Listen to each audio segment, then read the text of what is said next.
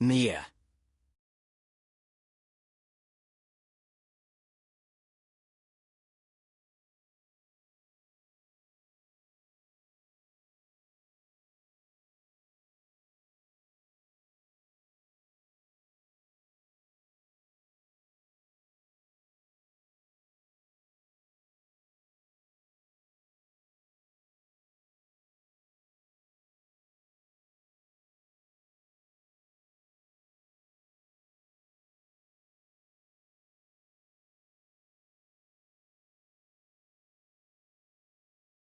Okay, but like, why do I have to play the music?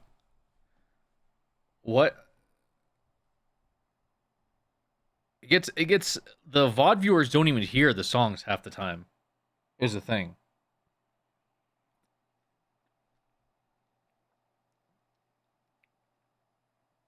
Play that DJ Funky Fresh.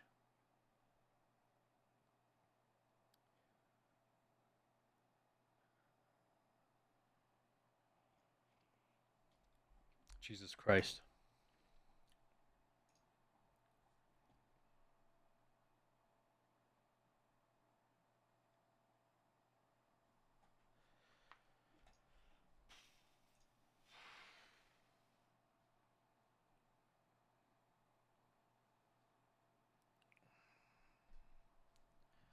Play that funky music, white boy. Is there a here like an audio interference somewhere here? I can't tell where it is though. Okay. Fight noise. Hey Tact, how are you? Calazy, 65 months. Mac with a 30. Chaotic with the Nice 62. streak. Good stuff.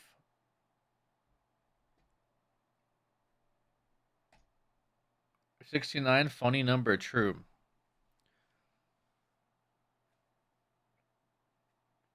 Those Warframe Spotify playlist streams were fun. Yeah, those are pretty good.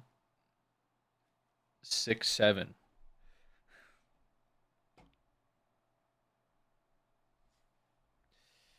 Can't remember if you beat RE4. We've not beat RE4 yet. Alex Probably have H. like 2 more streams of RE4. I think. Claire, thank you for the Prime. Appreciate you. 25 months. Also, Nate the Fate with 100 months. I didn't even see that. Like, came up, but I missed it.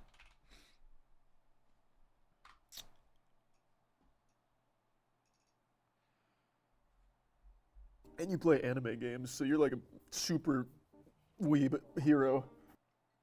Because of you I started playing the RE games and I can def say you will be scared of RE7. Also, I beat RE2 Leon without dying to Williams, so get skill diffed. You beat RE2 Leon without dying to William.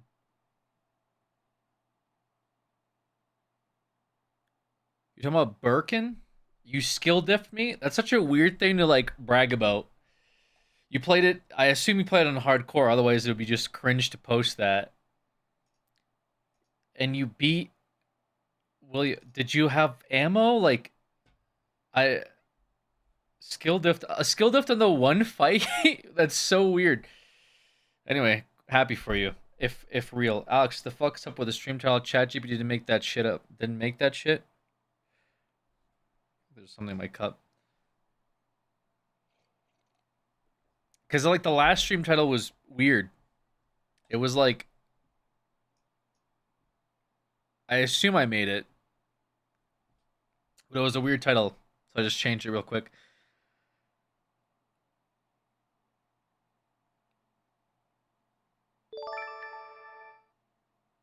Meow XP with the 12. Cat rolls. Have you played NT? Yeah, a little bit.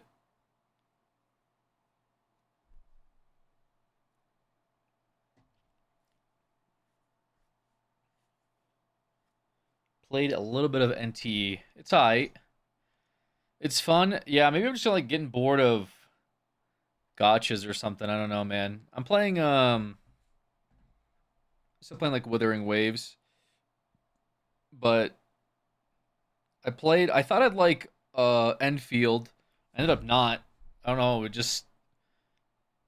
It like just was not. Like it started out okay, and then like once you get into the systems and stuff and the gotcha and like some of the update, it's just not it. And it's like to manage your like factorial farm. It was a lot. But yeah, NTE seems alright. Are you looking forward to Hollow Drive Dreams? Yeah, I was just thinking about it.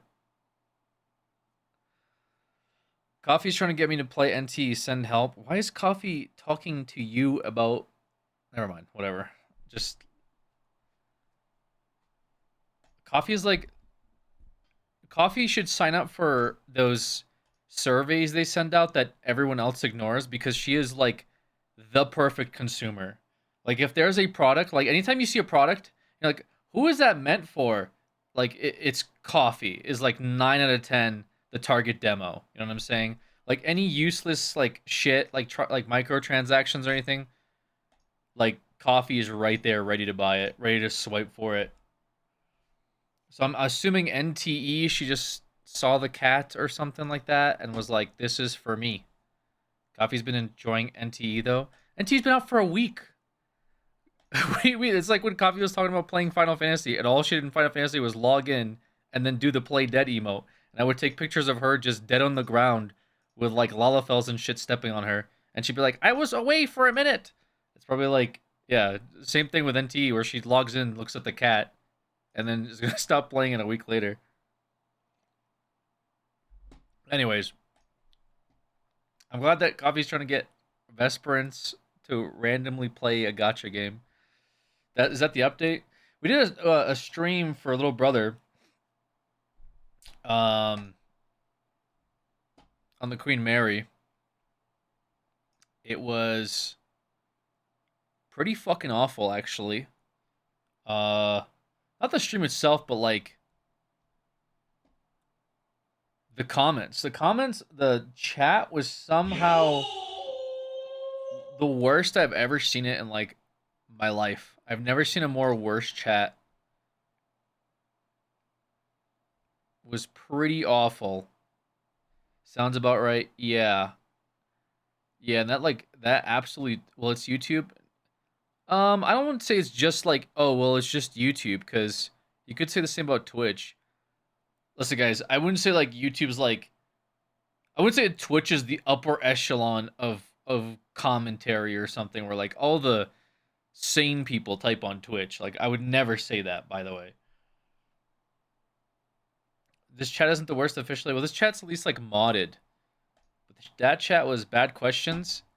It was like I guess it wasn't even like yeah, actually questions were pretty bad.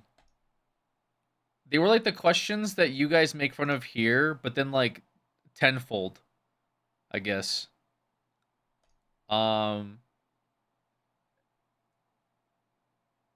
yeah, it was pretty. I had a good one. Did you? What was your question? What was your good question that you had? Very excited to see it.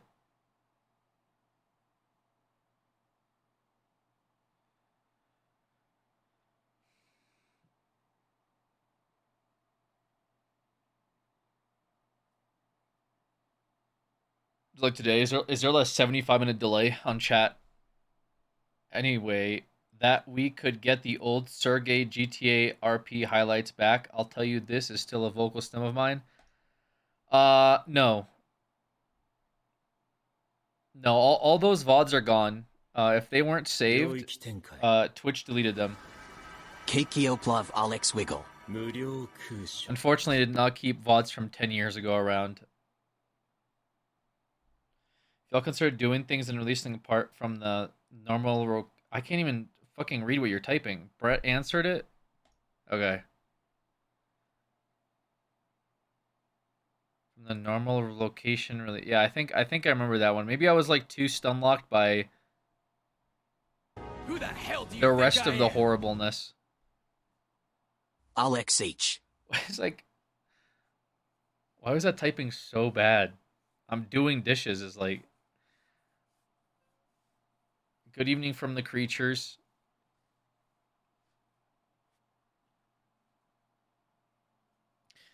Yeah, there's something about us being like paywall brothers, which was pretty funny, I guess. Um,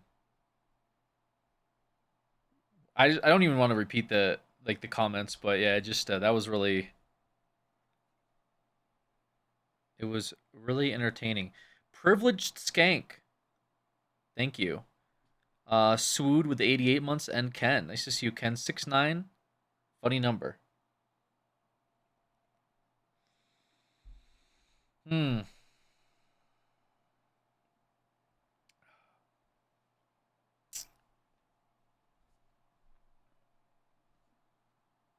Did you have any mods? No, there was no mods. There was no mods. All we had was Lindsay stream from her laptop, and she signed into her alt account. So when she was trying to ban people, she was just blocking them on her alt. Alex H. So we couldn't see it. It's like, what the fuck? Anyways, good to hear, man. Yeah, it was awesome to be part of the experience.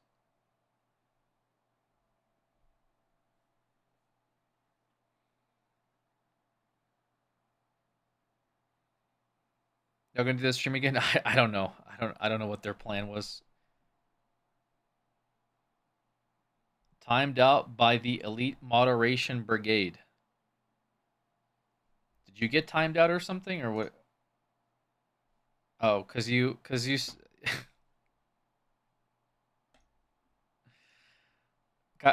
stop timing people out for like the creature stuff or whatever the fuck.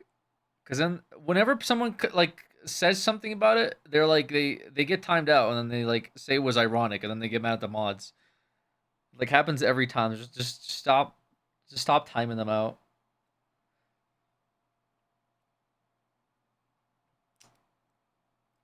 I love the stuff you guys are doing though. It's more fun that way. Yeah, but it's just like I hate fucking reading it every other day.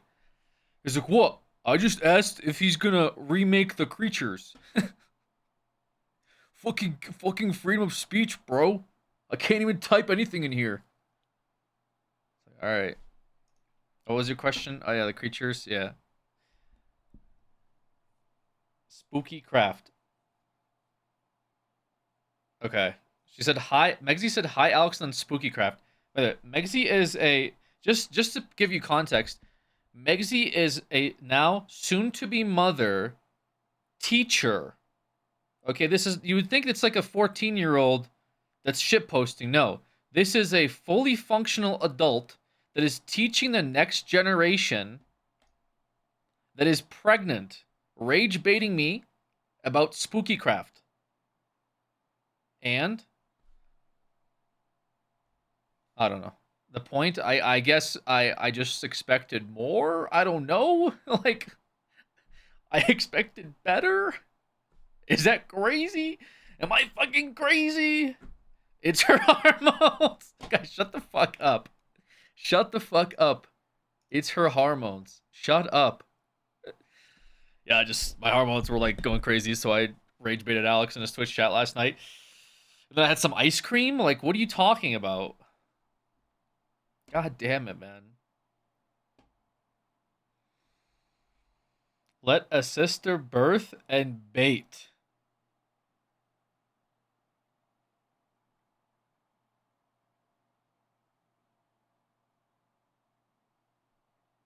What?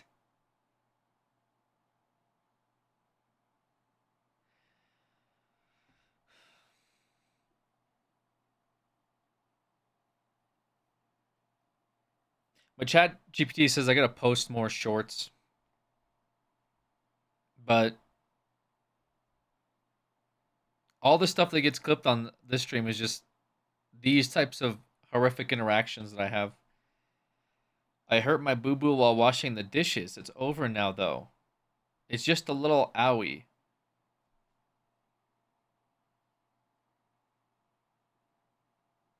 ChatGPT told you to buy 8 cans of garbanzo beans. Stop listening to it. No.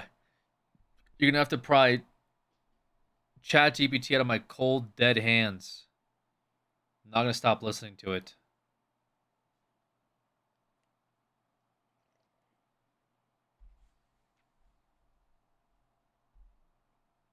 Get on Claude? Yeah, let me... Yeah, what are you, a fucking coder? Bro said get on Cloud. What are you trying to code a website?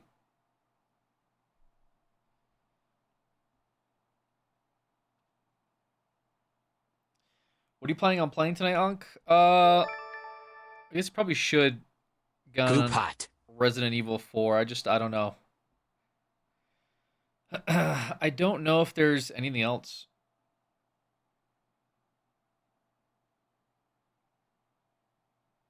I don't know. My company uses cloud, so I was dropping business chat. Okay. Great. Is there been any recent drama online? Probably. Thanks, Oni-chan. I don't know. Kisses. Juicebox, thank you for the 68 months. I got promoted, by the way. Holy shit, that North Carolina trip worked out. Good stuff. Let's go.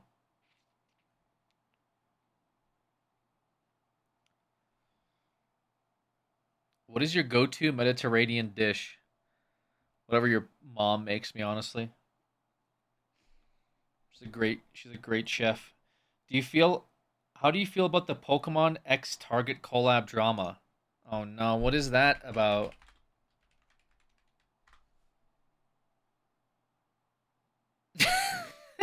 What is this? I'm laughing at the title. Video, we're going to be going over something pretty interesting here, and it's going to be regarding that merchandise at Target. Okay, I personally went there to see what was going on. Looks sick. I showed up several hours after it was released. I wasn't expecting anything to be there except for the stinking Pop-Tarts, the pirate booty, and then a couple of those little coin holder things. And then of course like a few shirts that are like just left there that nobody really wants. So we're going to go over this. We're going to discuss it. And I'm going to give you my thoughts. We're going to look at inflated prices already for these items that are being put on eBay and other places. And it's insane because some of these things are just food products without even a change to them. They're not even doing what they did in the past by making the sprinkle Pokemon shapes. They're literally the Funfetti with a Pikachu stamp on it. And people are paying 150x the price. What in the hell? So let's go ahead and go over this. I'll give you my thoughts. And we're going to look at the jacket. I overestimated the Kanto jacket, unfortunately. It seems like this may be dying off, this scalping crap. So with that said, let's go ahead and get into this. Let me know what you think about this down below. And I have one more thing to say. On Twitter, I did say that, you know, Pokemon collecting things and buying merch has died off, and it's reserved only for the jobless. And I'm going to have to say, I wasn't like attacked or nothing. Somebody did mention it was a Saturday, which means absolutely nothing. But I didn't really need to take that jab. Maybe you took a time off to get it, so I'll leave that alone and say, you know, maybe you just genuinely wanted to go out there and get it. But with that said, let's hop into this. So our first image here is going to be the Pop-Tarts. Okay, so these are all going to be screenshots, and then we're going to look at a little bit of a video. I'm going to go into eBay myself to see what the prices are for that plastic Kanto jacket that they were selling for 120 or something. So we do have Pop-Tarts, so let's see the prices. So on eBay, they were initially going for, I have all the official prices. So it's but the just Pop-Tarts the were box? like $2.99, $3.99. It's basically just poison for your body, okay? I know most people are not going to eat it. It's just for collecting. And people who get This is so fucking dumb. these things graded, you got brain rot. Okay, so we have Pokemon Pop-Tarts for $18, $24, $15, and $25. Originally $2.99 or $3.99, and there's nothing special about these. You can buy the Funfetti. I'll freaking print a damn Pikachu and slap it on there, and you have the same thing. You guys are crazy. Or the ones who are actually actively participating in buying these scalped items, okay? I understand there's moms and dads out here who need to purchase these items in a timely manner for their kids, for a birthday, for an occasion or whatever. Maybe the kid is being good. Whatever the situation, they're trying to get it for their young ones. and then they're kind of forced to buy these scalp merchant items, you know. And I'm not going to take a jab and say, oh, they should wait, they should buy something else. It's it's an annoying situation, okay? But for the people who don't have kids and you're an adult and you're buying these scalped items from these people, you spend your money how you want, but you're contributing to the problem, okay? And look at what the Sour Patches are. They're literally just the damn watermelon, whatever the hell this is, whatever poison you're putting into your body. This is I think you're talking about poison in your body. Pokemon shape. Okay, so let's get into the other good stuff here. Poison your body. We have a brazen scalper just out here, and that's the mentality of these absolute brain dead assholes. Look at this guy. Target Pokemon collab collection dropped today. Over 1,000 profit in this photo. These guys. Again, it's not illegal. They should make it illegal. Is that taking it a little too far? There should be rules in place. Pullover jacket for 130, reselling for 300 plus. They're bragging, and they know they're going to get the outrage and the engagement, and this is exactly what's going to happen here. So wireless keyboard retails for 40, reselling for 120. It's just brazenly just putting it out there. It's almost rage bait to get the engagement, and they know that there's going to be people in a sea of 100 or a sea of 1,000, that there's going to at least be a handful in there who are silent, who actually want it, who are going to go buy it. And this is a picture of their trunk. They're like, I want to say so many negative things about this person or these individuals, but just look at this.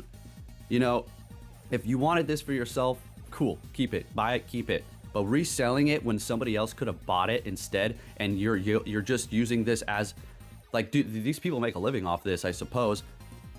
All right, let's move it on, and then we go in here. Is it like floating? Like, is this?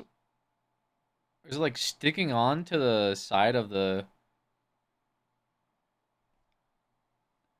It looks almost fake. I don't know. AI.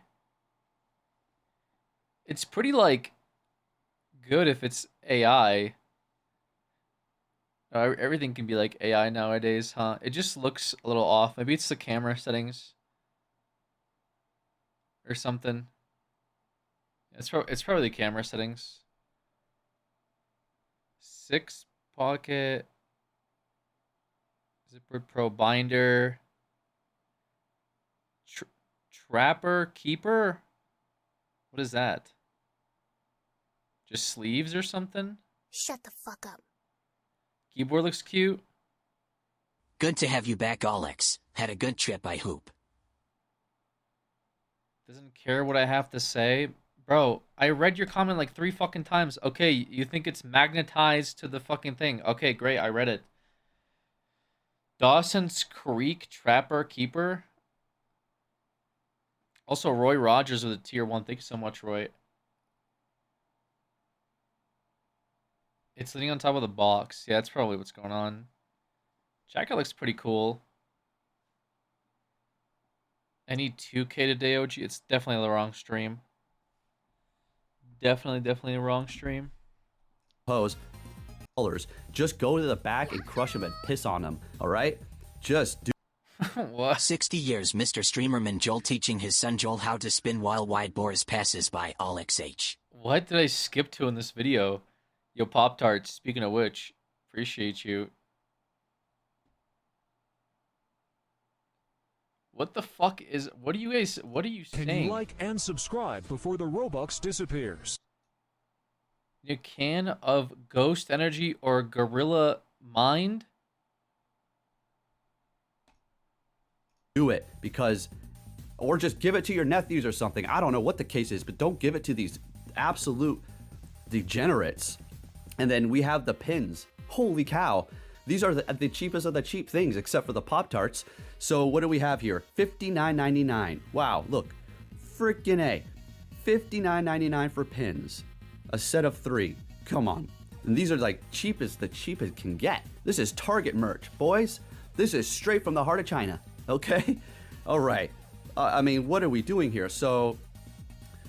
just scored hard this morning at Target exclusive Pokemon event. Okay, I mean, jacket is clean. Never won. Pulled up early, walked out with a limited starter Pokemon jacket. They're exclusive when everyone's hunting. plus 3 boxes of the new Pokemon Pop-Tarts.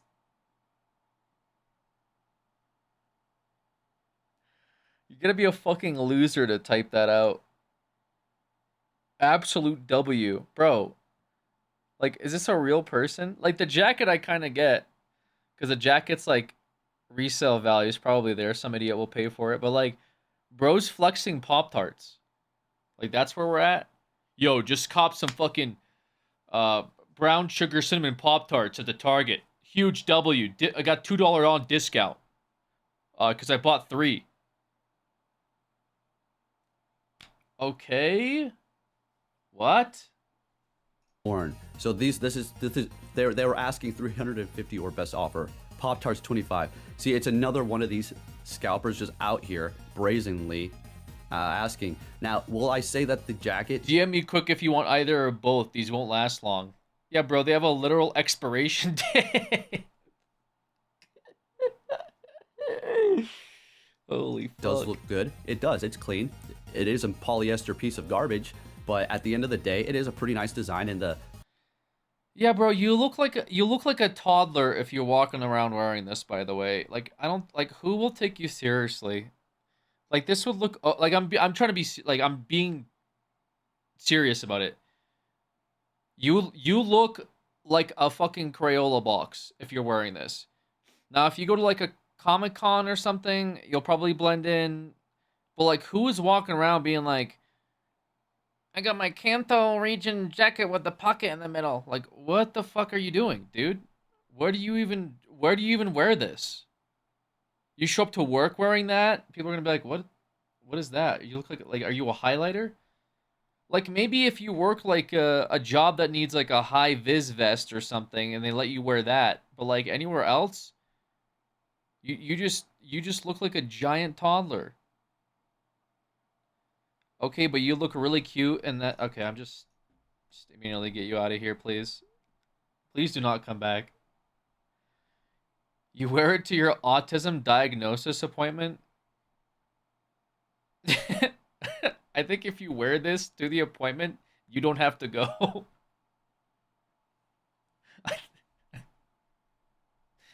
badges on the flip side are pretty cool. I already said you can go and get those embroidered at a very nice place for, you know, embroidering isn't cheap, but you can put it on something that you actually really like. You could make a custom jacket that's cooler than this. Like, I'm being serious. Like, you could probably make like a custom, you know, embroidered jacket or sweatshirt with some cool Pokemon stuff on it for way cheaper. Like, I get that it's not the official brand, but if you just want some Pokemon themed stuff to look cool. Oh. I've been wearing these damn jackets from the trainer gear. I mean, they don't have them on their site anymore. These are real badges.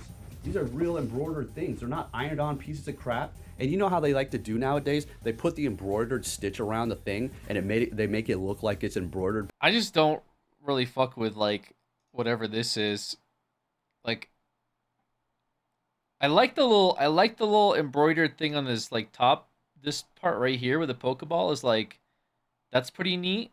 Like, okay, that's nice, simple, minimalistic. Jacket color is okay, but then it's like, check out my badges. You're like, okay, now it's a bit much. Seems a little much. And then like the bottom of the sleeve, like all this here, like what the fuck is going on, dude? Like we get that you like Pokemon off of just the Pokemon. But anyways, this is about the Kanto jacket. We do have this Gyarados tank top, which is going to be selling for $60 from them. That looks cool. It was probably initially like 15, maybe 20 bucks. So these people are trying to make a massive workout profit. shirt you know, or something? I really hope that happens is the market of this stuff just dies off. We're in a pretty bad time, like a sort of a $60 kind of sucks though, but yeah. recession for a lot of people, and people are just still buying these things up. No, shit, something's got to give. And then moving it on here. Did you show up today, or are you planning to get the Pokemon Target stuff? And then there's more price reselling news. Oh my gosh. So the one thing I personally wanted, which if I truly wanted it at the end of the day, I'm sure I can go online and find it for a little bit cheaper, or I could have showed up to the damn thing before, you know. but I Fanny didn't because I pack? don't care. I have a bag. It's Carhartt. It's nice. It's go through the rain. This is looks built nice. Okay, I'm not gonna dog on it, but that Pokemon bag. Okay, that'll be great for Pokemon Go. I will say. And then 75 to 53. What do you for Pokemon Go? What do you 69. What do you need from Pokemon Go that needs like a fanny pack? Don't you just need your phone? I guess like a charger or something? I don't. Yo, troll us, thank you. Appreciate it. Snacks? Walking you're just going on a walk, by the way. Mind you. You're like Pokemon Go is just you going on a walk and your phone is out. Let me get my little Pokemon fanny pack for my water and my graham crackers in case I starve to death. 53 is somewhat reasonable. They're scalping, they're making profit, but To hold contraceptives, brother, this thing acts like a contraceptive. You don't need contraceptives in it. that one, it's a usable thing. It's built pretty nice. I'll give almost a pass on the 53 one, but not quite. But the point is, it's ridiculous. No matter what kind of a Pokemon thing comes out, it gets scalped. You know what I'm excited for? Sweaty, thank you so much for the 14 months. And also, again, Trollas, appreciate you. Honey F, thank you for the Prime as well. Did see that the Pokemon stuff on eBay is actually available at a normal price. Or not eBay, I'm sorry, Amazon. I got excited for the Sega Genesis Lego. I'm not a Lego guy. I used to play with them, didn't we all, right? I'm a Sega guy. I love my Sega. I love that era of year or time whenever games were out. And they're coming out with a collab. I know it's going to get scalped, but not as hard as Pokemon. So we're good to go. Taking a look at these, I mean, look. The prices are insane. 254, 240. I mean, what is this? What do we got? Pokemon Target wireless keyboard for 100, okay. And then that Bulbasaur shirt. And you know what I have to say too about a lot of this merchandise, not even specifically for Target. There was another collab that came out. It was with Digimon. Like a Pokemon Target collab just sounds awful to begin with, I guess. I don't like. They branded Pop-Tarts. Like, what is happening here? I just don't feel like the product quality is gonna be all that great. I like Target keyboard. Like, what brand? Target. I guess. I mean, I personally wouldn't buy a keyboard from like Target that's a generic Target brand, but maybe that's just me. On with another company, and I feel like just think. Pokemon shaped mac and cheese. Yeah, that stuff's like fine, I guess. At least that's something. Not just the logo on the outside of Sour Patch Kids, and it's just that's it. It's just they just put a logo on a Sour Patch Kids wrapper. Things are lazy as hell. They slap on a generic looking image. It reminds me of some cheap thing that I would see back in the early 90s when Pokemon first came out, and there was a bunch of generic images of all the Pokemon, and they would just slap a bunch of them. They were so cheap that the coloring was outside of the lines on them on the design. It's like, whoa, this looks like it came straight out of a dumpster. And it's like people are paying overpriced for junk. It's insane. That's the era we live in. All right, True. So what do we got? We'll keep on moving. Oh, look at this. What do we have? What are these? The Target water type Pokemon bottle. I mean, $30. I mean, come on, guys. What are we doing here? You're paying. It's just a sticker plastic water bottle. You better not be drinking out of plastic water bottles, y'all. It's just a bottle. Hey, get some aluminum or get some copper. Okay, that's not medical advice or anything like that. Just do yourself a favor and stop filling your body with microplastics on top of covering them with microplastics.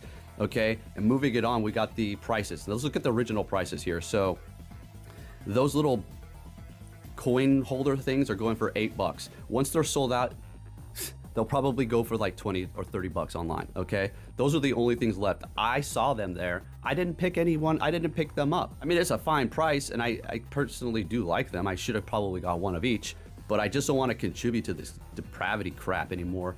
And again, I'm not trying to take a jab at anybody who bought them. I understand this is some good stuff. Honestly, I was just in awe when I was looking at it. There was people there, and they were just like looking. They were taking a video that. What is this? A detangling hairbrush Pikachu? Okay. Um, you notebook. Who the hell do you think I am? All love, thank you for 81 months. Appreciate you. Themselves. This dude still streams. It's like everybody wants to see and they go and take a video because it's so pathetic, right? They were laughing, and I looked over at them, and they don't know who I am, but they were just like laughing because I was recording too, and they were just like, we got the picture. Anyway, what else do we have here? Yeah, we just got more prices. You know, this is average stuff. You know, all just a bunch of landfill plastic that's gonna, end up here garbage in a year or something like that. Okay, you got the lipstick with a bunch of chemicals in there. Have fun with that. There are some nice sweaters and some nice shirts. I'm not trying to say that's all bad, obviously. What are we doing here? But I understand where we're at when it comes to parents that are looking for some sort of birthday present, or maybe you got a. All right, I'm a jacket for less than what it was at the actual store. I don't know how that works. The shipping is probably going to be like $100. Okay, it's usually expensive as hell in Alaska. Everything I buy is. What the fuck? What? Celebrity jacket? The leather fashion? The shipping, but no. Why? I mean, you got plenty of the items that you can still buy online, and they're going to do the whole merch online thing. I think that happened today, but obviously the bots are going to go and purchase it up. They're going to freeze the website, and that's probably already took place. I'm a little behind, I haven't looked, but you know what they should really do? They should start coming out with the merch that we have in the game. They already made the jacket, but did you see the Pokemon style jacket that they made for Pokemon Go in their own shop? It's cheap. Look at this, even has a lining in it.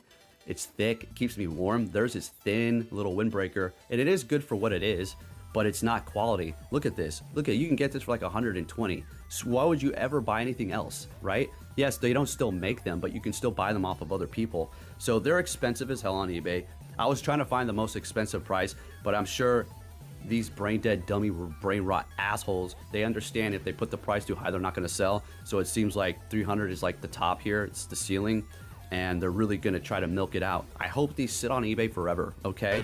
I really do, because these people don't deserve your money. Yeah, Mesa, but, thank you so there much. You go, folks. I just thought I'd show you this. Hope you're taking notes for the next Little Brother March bizarre. drop. It's not bizarre. It is what it is now. And you could say, well, maybe some people are trying to make a living. Yeah, I guess. It can't be that much. Like, I was at LA, and Foot Locker was doing something. I don't know what it was. It was like last weekend. Foot Locker had a drop, and there was a line outside, and like before the store even opened, and like asked those people, like, what are you doing here? And they go, like, something's dropping. Don't know what it is. It's like, okay. And it's like, some of them, sure, maybe are making a living from it, but like, how, I feel like that's so difficult to do. Your whole business model is to wait outside of stores, because one of these people had like a Pokemon box with them. So they went and got Pokemon, and then went to Foot Locker to wait for a shoe to drop. It's like, it's the same type of people. They're just sitting there waiting for these drops because I assume they want to resell, right? But like, there's no way you can make a living off of resell. Like, even this person, like, oh yeah, I resold the jacket for $200. So it's like, you went to Target, you paid for gas, you bought it, and you're gonna make like 100 something bucks, $200 off of it. I mean, do you do that like, how many times do you do that a week? Like twice a week, 3 times a week? I mean, to make a living off of it, you'd have to have something like that happen 10 times a month, maybe. And then obviously you're not going to get like deals every time. I don't know. It just seems like not and then also, like, if you're shipping it, shipping supplies, going to the store, it's seems like a lot of effort, no? Like, maybe I'm just cooked, and it's just like, no, it's easy to do. It's like you're running your own little business, but your entire business relies on keeping track of stores that are having these collabs and releases, like Pokemon, being the first one there, like hours and hours before they even open in some cases, especially if you're in a popular area, and then buying out the demand so that you become the supply. I don't know. That's just very bizarre, I guess. I don't know what to say. Like, this person has sold 4 items. Is this their, like, 5th? Maybe it's like a hobby. Like, my hobby is that I want to make the market unbearable for the average consumer, so I can make a couple $100. Okay. My coworker scalps mostly shoes, but sometimes Pokemon stuff, and he pays $100 a month for a scalper Discord. It's like a membership to the Discord. Yeah, there's a few of those. So some people use them not to scalp, but to like try to beat the scalpers. It's like Pokemon. There's these Discords that will like notify you when there's a drop, so you can get in the drop before the scalpers because they're on the same wave and they're trying to get ahead of you. So people are trying to fight the scalpers with their own like scalping methods. But some of them are free. Paying for that $100 a month is also how the scalpers are making money off of scalpers. Ironically enough, your buddy that's scalping is also getting scammed by paying for a Discord bot $100 a month. I mean, are they making money off of it at least? Like, do they bring in a good chunk of change to warrant paying $100 a month to get a ping? That's like, Walmart has Pokemon. Go to your Walmart.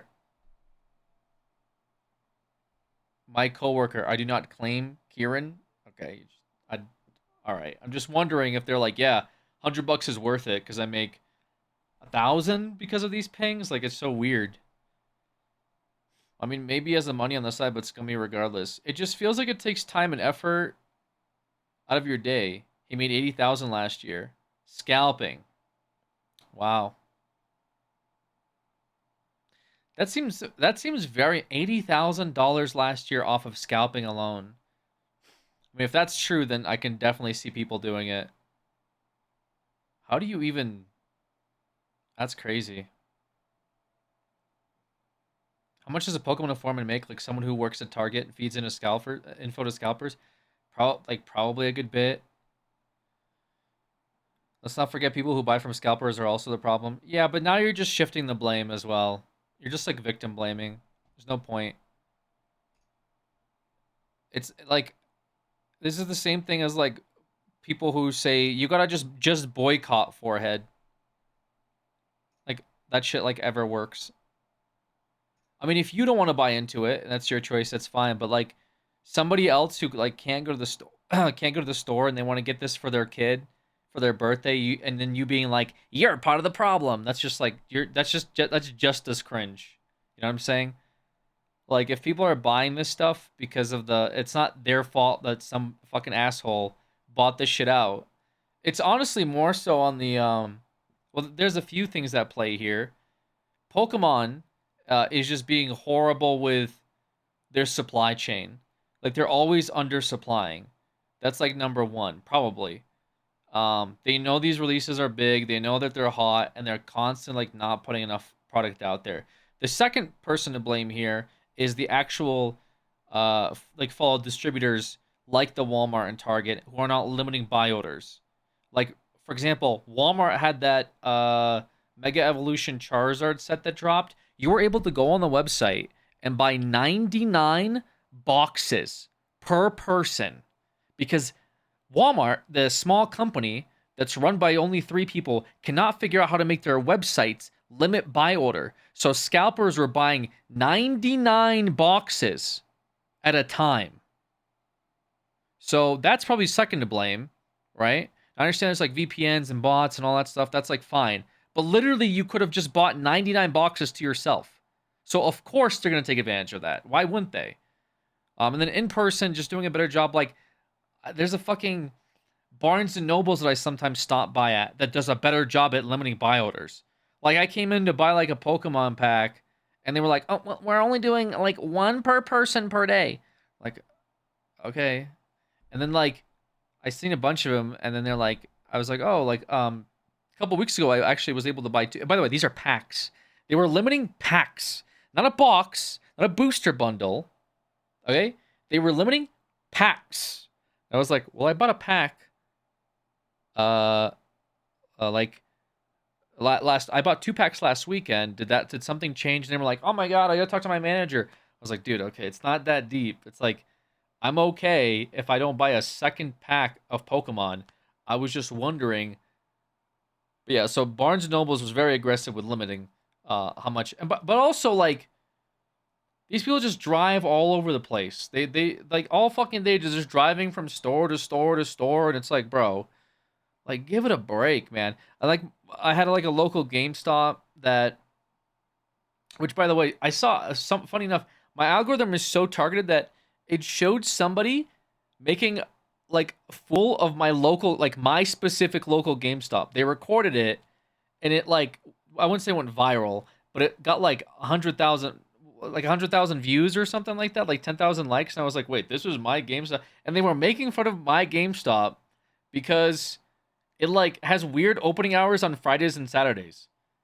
It's really weird. It like is the only one that I've seen where they schedule it. They open at 10 a.m. but sometimes they just don't open at 10 a.m. So the video was of this guy that was waiting for a job interview, and he was standing outside the GameStop, and they weren't open. And this person was like, "Why are they listed that they are open at 10 a.m. but it's like 10:15 and the store is still closed? Like, my son wants to go in there and buy some stuff, and this guy's waiting for a job interview." And I'm like, yeah, that is kind of weird. That, like, I'm like, this is my GameStop. Like, what's going on? I just weird seeing my own GameStop being made fun of on TikTok. But anyways, yeah, to go in there, they're like weird because they're like, oh, we only get like 6 boxes, and their corpos make them like promote the shit of it. Like, their corpos are like, tell everybody. So they're like, come Friday, we have 6 booster bundles. Like, bro, like, what the fuck are we doing out here? So you're hyping up all your customers for 6 booster bundles. So you gotta wake your ass up at 7 a.m., drive to the GameStop, sit outside the fucking GameStop for 2.5, 3 fucking hours, unless it's, you know, mine that doesn't open on time. And then when you get in, you have to fight people over booster bundles. But don't worry, because not 1 per person, because if you're a GameStop Pro, then you can buy 2. So John brings his girlfriend, who takes her lunch break, to the fucking GameStop. She shows up exactly on time. They both walk in at the same time. John bought his girlfriend GameStop Pro membership, so John and his girlfriend walk out with 4 fucking boxes, okay, that they only had like 8 available total. So fucking Doug, Chuck, and Larry all go together, bring all your friends to buy out all the booster bundles, and then there you go. The entire supply of booster bundles is gone between like 3 customers. Cool. Very sick. I'm so fucking happy. I woke up at the crack of dawn to go to GameStop to just get outplayed by like some bozo in his 40s. And then like it was like for a Twilight Masquerade set. And then like people in line are like, "Hey, what's this even for?" "It's Twilight Masquerade." "Is there any good cards in here?" "I don't know, it's like a Greninja." "Oh, I don't even like Greninja. Whatever, I'll still buy it." Okay, glad. I'm so happy people in this line are excited to be in this line for something they don't fucking know anything about that they're gonna buy, because the first thing that they're gonna do is probably resell it the second they get home and put it on Facebook Marketplace or some shit. It's actually crazy. So it's like, I don't blame, again, the people that are buying this stuff off of eBay. I blame, like, I don't blame the mom and dad who are like, okay, you want a mystery water type bottle? Okay. Sure, I'll buy it to you. Ooh, it's $30. Fuck. Okay, fine. I blame, again, the supply chain, the distributors, somewhat manufacturers. Like, I don't really want to blame Pokemon. It's not necessarily their fault, you know. I'm sure they like making money. So if they could print out more and it made sense, they probably would.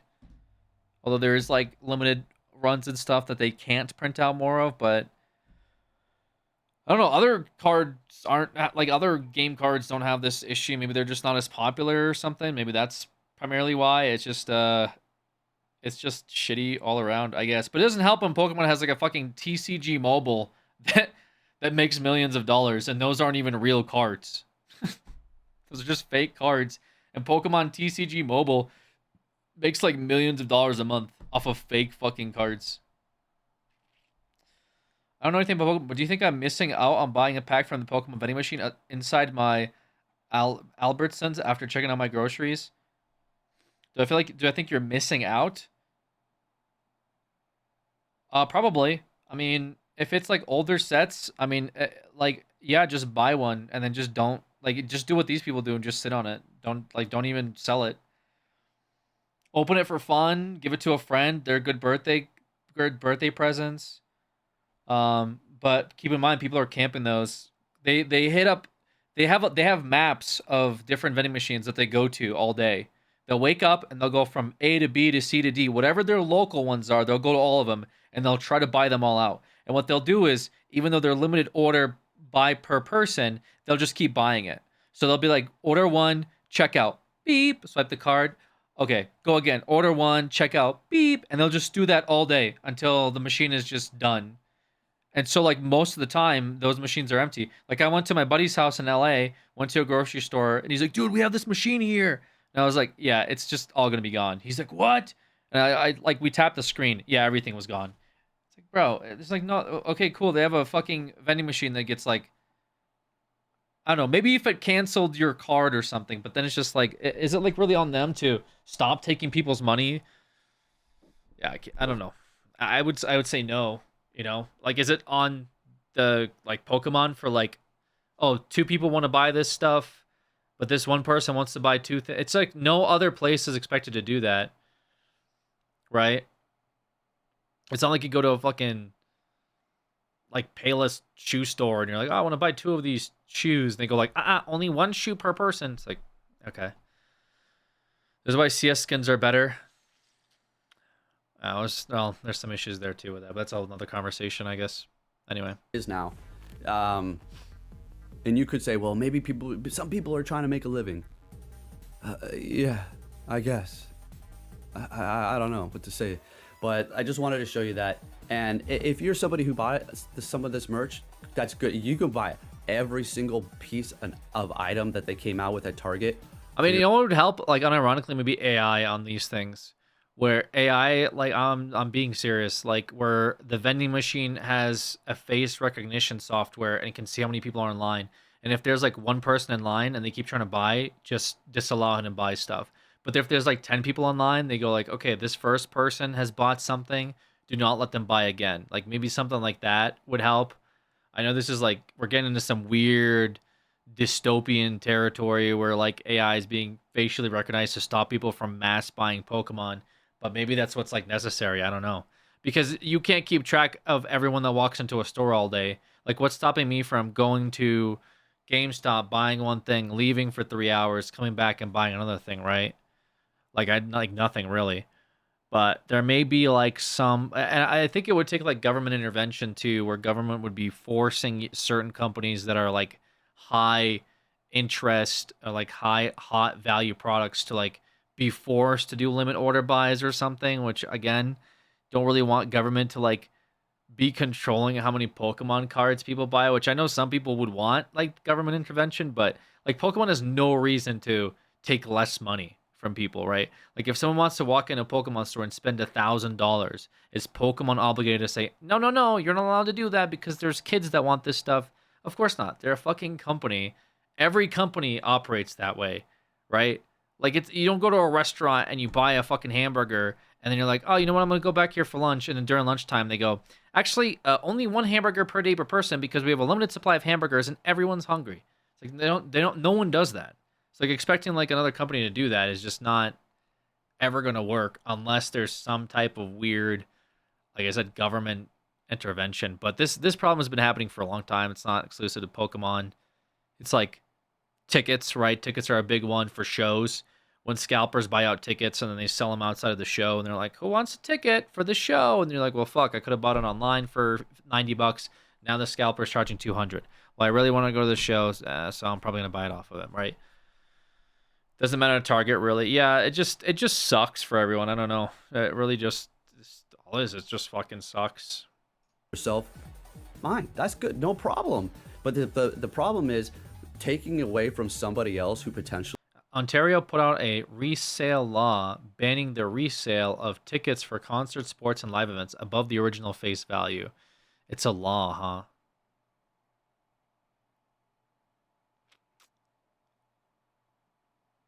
Interesting.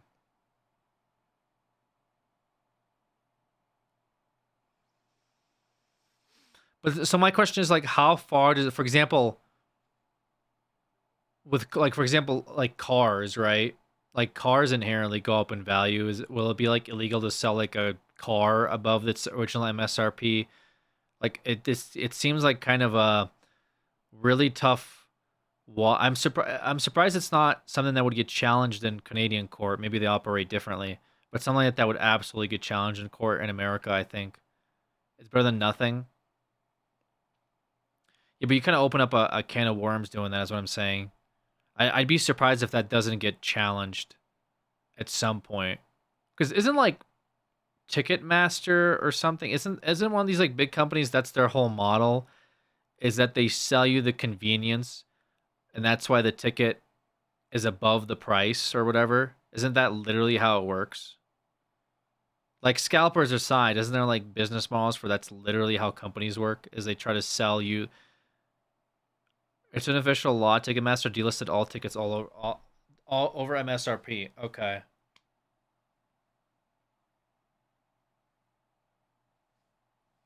No, I mean, I think that's great. I just would be surprised if it can hold in court for like I guess other things. It just seems like a really weird gray area. They still make their service fee at the end of the day, yeah. Alex got Ticketmaster stock. XD. Yeah, brother, you're XD all right. Pretty sure they're just in trouble for. Pretty sure they just got in trouble for doing that. Interesting. Yeah, I'd be surprised if they don't like Ticketmaster goes to court over it because there's so many other loopholes with something like that. That's good. Yeah, it's good. It's good they're doing something, but also like tickets in general are just like weird. I don't know. Like when you go online and you buy like a ticket to a show, it's just the pricing for that stuff just gets so I don't even it's like I can't even explain it. It's hard to explain. Not only but I saw a hotel invoice that had a bed tax. Interesting. Really wanted it just to resell it at a ridiculous price for items that are just pure plastic and poison, and then you're gonna quadruple your money off of somebody who's desperate.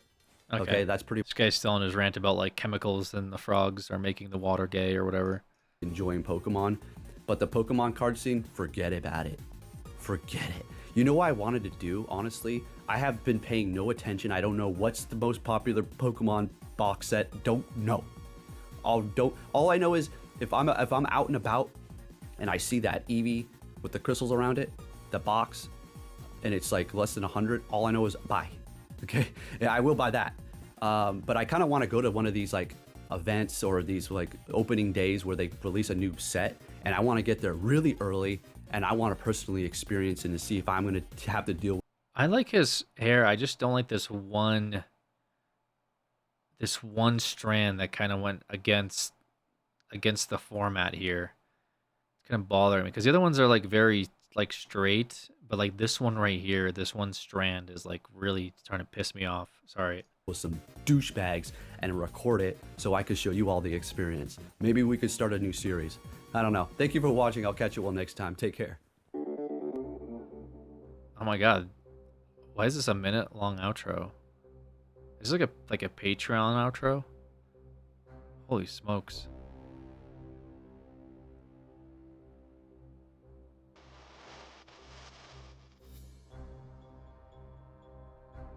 What is going on? It's like a dance club? What? Oh, it's Pokemon. Team Rocket?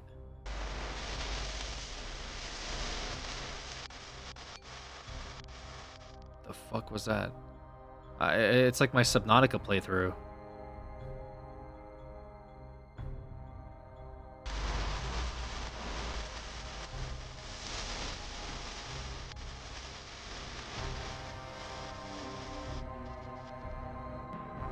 Dude, what?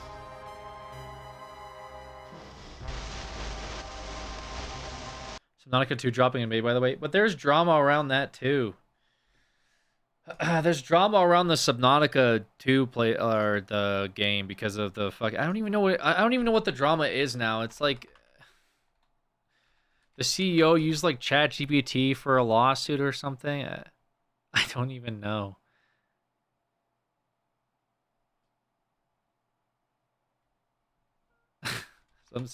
Some stupid drama around it.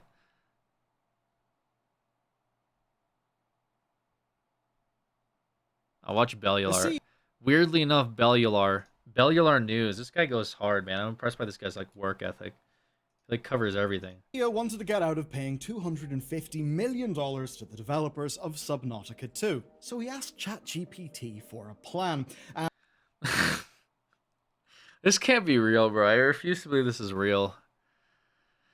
Former shareholders of Unknown Worlds Entertainment v. Crafton on June 2nd, Park warned Kim over Slack that a dismissal with clause would not eliminate the earn-out obligation while exposing Crafton to lawsuit and reputation risk, and so Kim turned to ChatGPT for help. Kim admitted at trial that he had deleted specific relevant ChatGPT logs. What the fuck is going on? And according to the court ruling, over the next month, Crafton followed most of ChatGPT's recommendations. So, how good is ChatGPT in a situation like this, and can it save you? Bro, this guy, the CEO of Crafton. We talked about this like months ago. Used ChatGPT to decide whether or not he was going to get rid of the literal 3 founders of Subnautica 2. Also, like, I'm just confused because, like, I kind of want to see the logs of that. I want to see the logs of, like, what took place. Dude, look how cool his jacket. This guy's jacket's sick. Like, I don't know. Why did they even promise? Like, $250 million is so much money to promise to, like, a Subnautica 2 team. This just like blows my mind. Like, bro, if you fucking get this game out, we'll pay you $250. That's like almost like GTA 5's fucking budget. That's the entire budget for Interstellar as just a bonus. Not like as a, if we make, you know, that many, like, how do you promise them that much money? It seems insane, no? I don't get it. $250 million. There's like, how do you promise a team $250 million if they meet certain milestones? There's no way that Subnautica was pulling in that much money. Doesn't make any fucking sense at all. It's like what blows my mind. The 92 pages of... I could run through $250 million a day. Well, no, what would you buy? What the fuck would you buy with $250 million in one day? And it can't be obvious like a mega mansion or yacht. Like, I'm genuinely curious. Pokemon cards? 100 Paganis. Do you think that you could go to the fucking Pagani store and order 100 Paganis and spend 200? You wouldn't even be allowed to do that. They don't just get a yes. There's no fucking shot. So much high jewelry. I just don't think you could. I'm sorry. I don't think you could spend $250 million in one day. If I show up with $250 million, they are not saying no. You'd be surprised. Do you think, like, for example, Ferrari and Lamborghini just, like, let people do whatever the fuck they want because they have money? No. For example, Ferrari doesn't even let you buy certain cars. Basically, not gonna lie. Yeah, basically, I just don't think you understand what you're talking about. I think you probably see, like Andrew Tate videos or something, and you're like, oh, dude, this is just the way the world works, man. But if you literally show up to a Ferrari dealership and you just say, I have a bunch of fucking money, that doesn't mean that you're going to walk out with the best cars, okay? They force you to buy certain cars first to prove your brand loyalty before they even give you access to their new cars. That is literally their pricing model. They just don't let anybody buy whatever the fuck they want because they have money, even if it's fuck you money, because they already have fuck you money customers. There's also a Pagani over Ferrari. My only point with the Pagani, you walk in, I just don't see you signing 100 deals. Okay? You're just gonna mass like wholesale buy 100 Paganis? Like at what dealership? Like what dealership would even guarantee you that many? The dealership would have to get in contact with the manufacturer. They would have to go across the entire country, hitting up every dealership with every Pagani because they just don't have dozens of Paganis in the store. And to get the chance to be turned down. Okay, but that's just, again, it's just not how. It's just not how things. I mean, maybe you could, if you walk in with $250 million, maybe, I guess, if you have that on you, and you walk in, maybe they'd put you in contact with like some higher up. That's a higher up. That's a higher up. That is just like, wait, this guy wants to spend $250 million today, you know, and he's serious about it. Maybe you'll get like the COO or something to fly out and sit down with you, and like you do some like lawyer team deal where you sign a mega contract and you can spend that money that day with like some money order that a bank would also have to know, because like transferring $250 million is not like as simple as like hitting yes on like a fucking Walmart checkout. Anyway, this is irrelevant. I was mostly interested to see what Crip would spend money on in his jewelry, just high-end jewelry. Where do you spend that money on? Like what jewelry? What jewelry would cost you that much? I could see like some store having like a very expensive necklace, I guess. Maybe a couple pieces of a jewelry that are worth $1 million or $2 million, but I just don't see that. Kohl's. Yeah, Kohl's just has like a couple $1 million of jewelry on display. Custom jewelry. Old jewels. What fucking store is selling old jewels? The museum?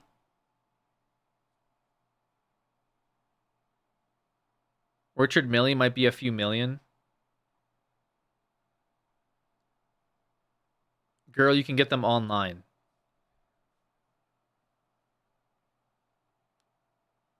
Girl, show me the most expensive jewel you can buy online right now.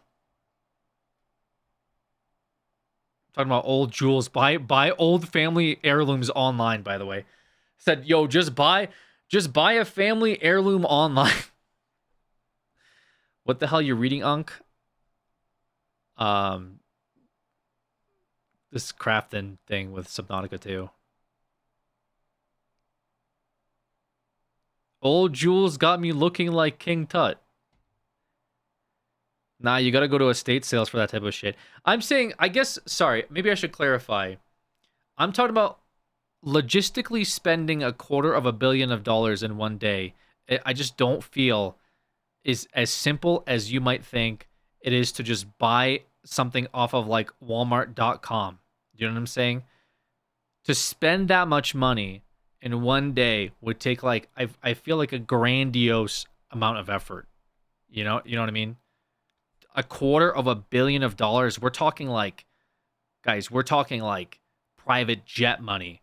We're talking like yacht money. You know what I mean? Like you could buy outright like a yacht, a private jet with that much money. That's like what fucking like oligarchs are fooling around with. And we're talking about spending that in one day. Approval from a bank. Sorry, bank. Yeah, I mean, you could probably get that approved if you go to the branch and like talk to whomever you need to talk to. I assume you would already know who to talk to if you want to take out that much money. But then also where you would go, because it would be an online transfer, right? There's no way it would ever be cash. You would just never be able to get that on cash. Just impossible. So you'd have to go somewhere that would accept that money. I think anyone would accept it.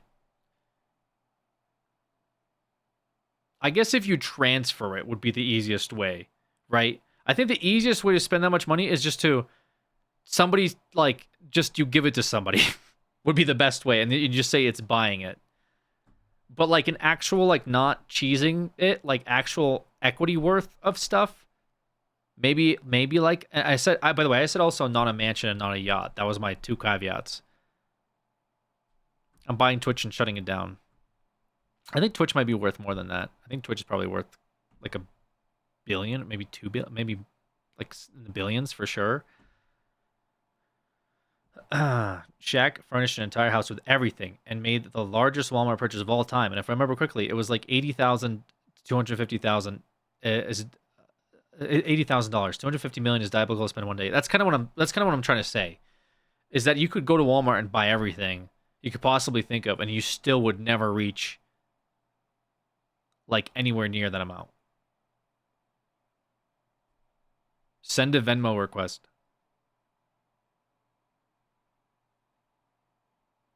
There have been movies of this very concept.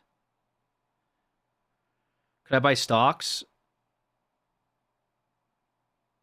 That's probably the easiest way of doing it, huh? Is just stocks. Yeah. Even then, there's probably limit buy orders on stocks, right? Probably so much money that a brokerage would even like entertain, I guess. I sent you a link. Buy options. What is this? This looks like a scam website. Fine art. Buy. Sort. What the fuck is this? Oh my god, I'm getting like... It's gonna dox me. Fine art.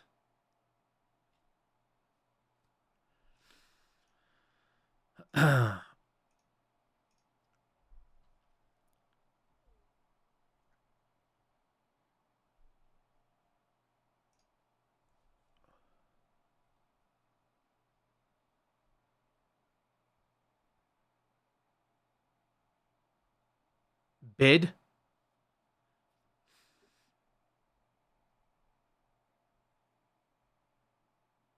So you would what? Just go on here and you would bid for all of these like paint globs?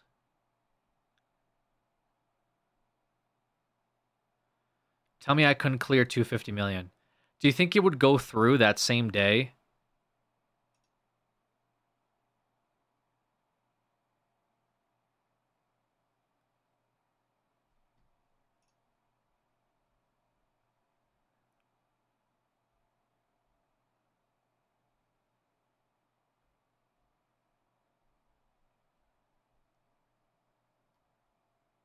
I guess if you buy every painting here on this front page alone, this would clear you of $250 million.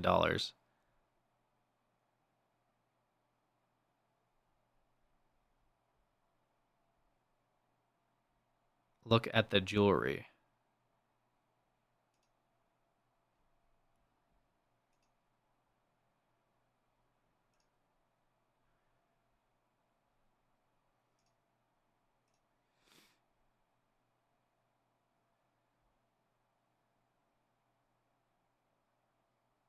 $12 million to... Now you're like in the twos here. This still wouldn't be enough.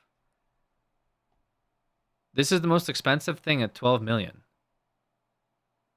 You would have to buy every single... And also, this is just bid now, and this is like inquire. So you'd have to sit here and like only do the bids, and then you'd have to inquire on every other single one. I guess this would be a situation where you call them up and you say, look, I want to buy everything you have here. Now. Maybe then, and like today only. Maybe then they'll be like, okay, yeah, let's figure this out.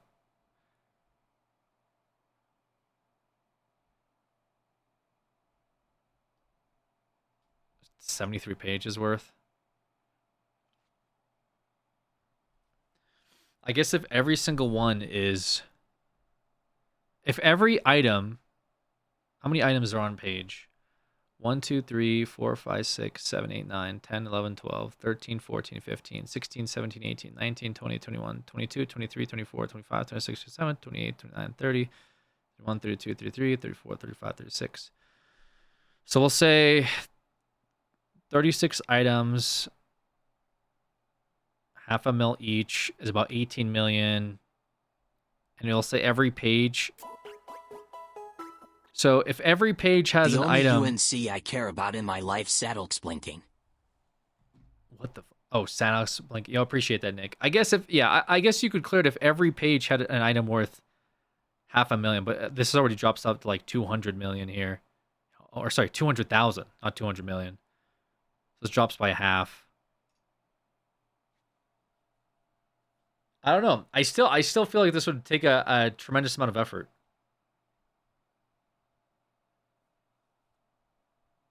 What's their antiques like? Era antique. Guys, you could buy a $7,000 antique ear clip. Cartier antique. One of the cheapest things I've seen so far.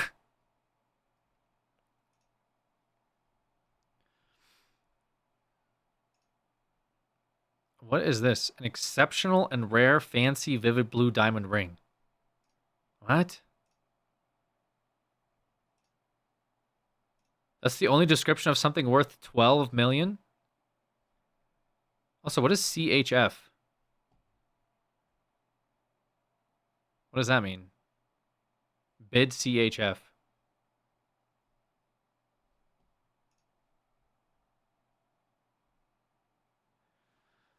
Fancy is a very specific term with jewels. Okay. You can get this cheap on a cereal box. I want to put it in my mouth. Okay. This is pretty sick.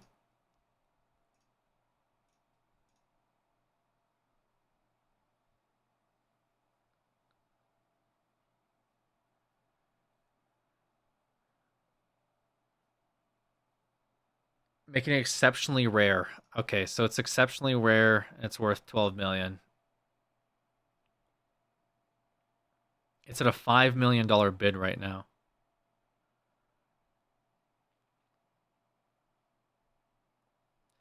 Only 0.3% of all diamonds display a color that is predominantly blue. Of this, only a very small subsequent qualifies as fancy vivid blue in a study comprising 462 blue diamonds. So they parse diamond. The thing is, you know what the thing is though? With parsing diamonds, is if you keep for example, out of 462 blue diamonds that they've surveyed, this one falls in the 1 percentile. But you know what they could do is just never survey the other 462 diamonds. That would put this one, for example, in the 50th percentile. You know what I mean? A 1%? See, this is the thing about diamonds, man. Is like diamonds are like absolutely gatekept. If you just decide this is a 1 percentile diamond and you can price it at $2.1 million, you're cooking. Like, it's not what's the word? Objectively in the top 1 percentile. It's in the top 1 percentile of the diamonds that they survey. Find one that you'd buy. A piece of jewelry that I would buy, or just like a diamond? I don't know for what. What's the occasion? Like, I'd wear this to Chili's or something? Like, what do you mean by, like, find one that you buy? I don't wear jewelry. Like, at most, I wear, like, a silver chain necklace, and that's it. These are, like, fancy, like, Great Gatsby. Oh, this is pretty sick. Whoa.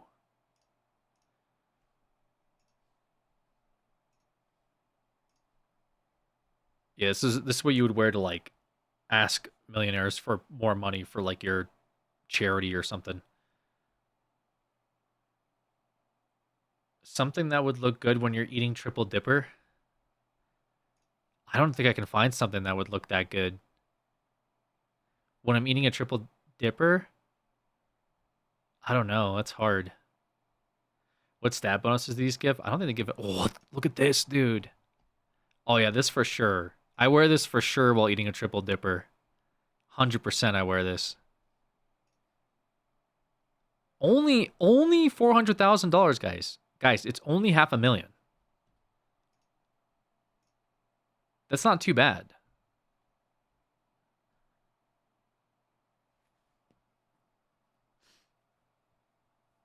Next sub goal, guys. I am once again asking you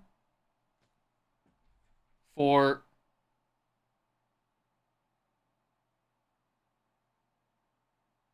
100,000 subscribers. Now, if every single one of you wear this during a Denny's run, Just 3D print it and bedazzle it? Ask Tack. No, Tack has a girlfriend now, guys. Can't be asking Tack for fuck you, Chili's, Bulgari, Serpenti necklace money anymore. He's got priorities now.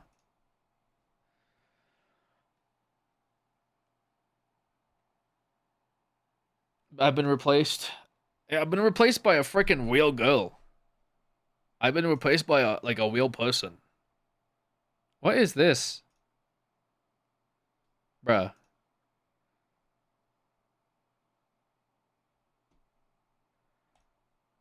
I'd love to be like this rich just to wear like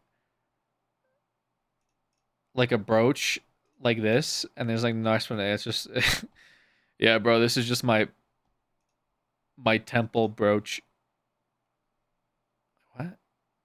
Yeah, I don't know. I just wear it today. It's like, oh, yesterday you were wearing these fucking things. Yeah.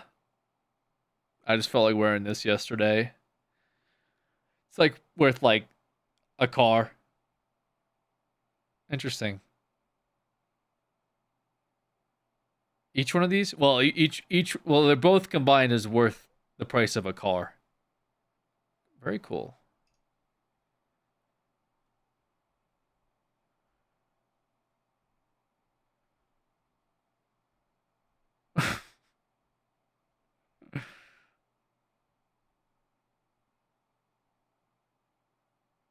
See, like this kind of taps into my like autistic rock collection side, where I think this would be cool just to mount this in like a placard or something. When I was a kid, I used to collect rocks, but like I know this is probably meant for like a jewelry store to like turn this into jewelry, but I would just mount this. But then again, I would not pay $120,000. By the way, the first bid is 10,000. So these guys are they're kind of being a little, you know what I'm saying? Like, ain't no one paying that much, guys. Like, let's bring the price down a little bit. They look crunchy. Yeah, but look how dog shit some of these look. Some of these are not fancy at all. Some of these are just like backyard status rocks. They're just lumping them in with the other ones. They look like they could chip your tooth for sure. See what I mean when I say like they just survey the ones like, if I like, for example, I think if I found a bunch of those Shut the fuck up. Blue Vivid diamonds and went to get them surveyed, I think the mafia would kill me. I think if I brought in like a bunch of blue diamonds to get them officially surveyed, there would be some hitman that fucking assassinates me before I ever get them graded. Okay. Now, I don't even know where to begin with this. What the fuck am I looking at here?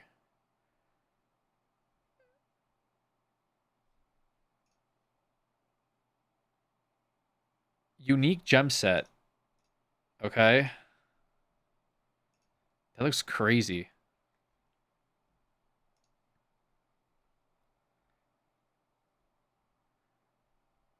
This is what women want. Fellas, would you wear a magnificent emerald and diamond necklace to Denny's at 4 a.m.?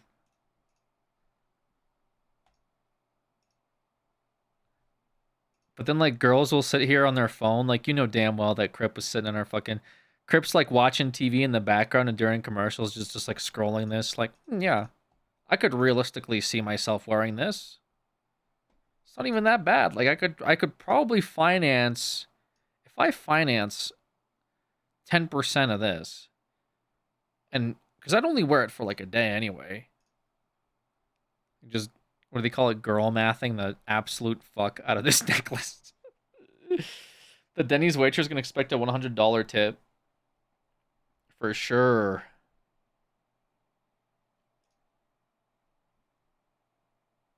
My mom has said I need to marry a rich man since I was like 5.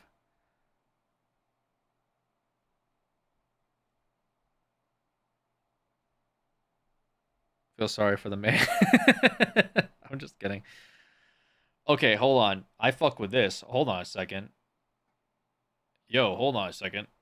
Back up. We're talking about Neolithic period Chinese sculptures. That's how I would laugh if I was in this auction. I'm practicing my laugh. Good job. Dude, now hold on a second. Now I would buy this. This is fucking sick. What are we talking about here? A calcified jade dragon pendant. Eastern Zhao Dynasty, late spring autumn period.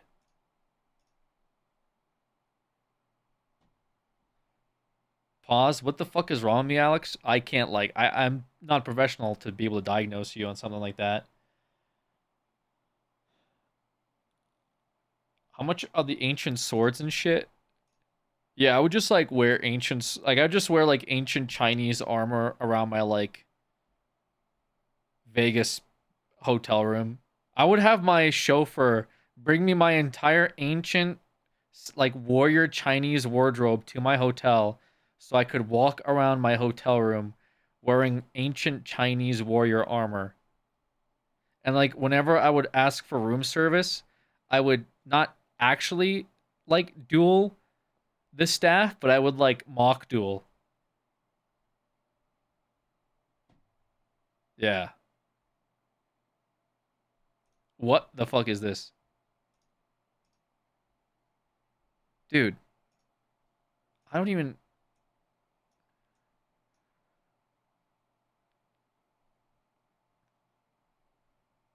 Imagine making some bullshit like this, like, during the Han Dynasty, and then it's just, like, now worth 4 million.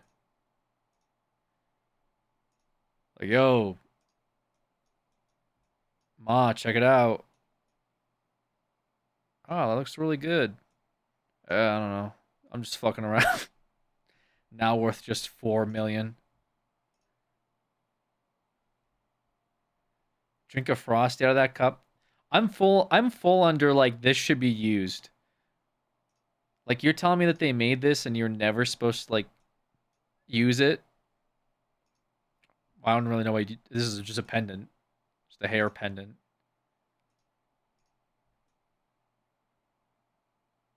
That's sick though. I wonder if you could like polish this up.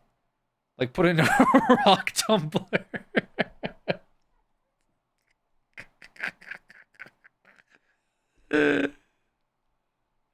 Honey, what'd you do with your yellowish green jade hair pendant from the Western Zhao Dynasty? I put it in the tumbler. Bidding's closed. Bidding's closed for that. Fuck. All these biddings are closed. It's actually pissing me off. I was about to spend my $1 billion.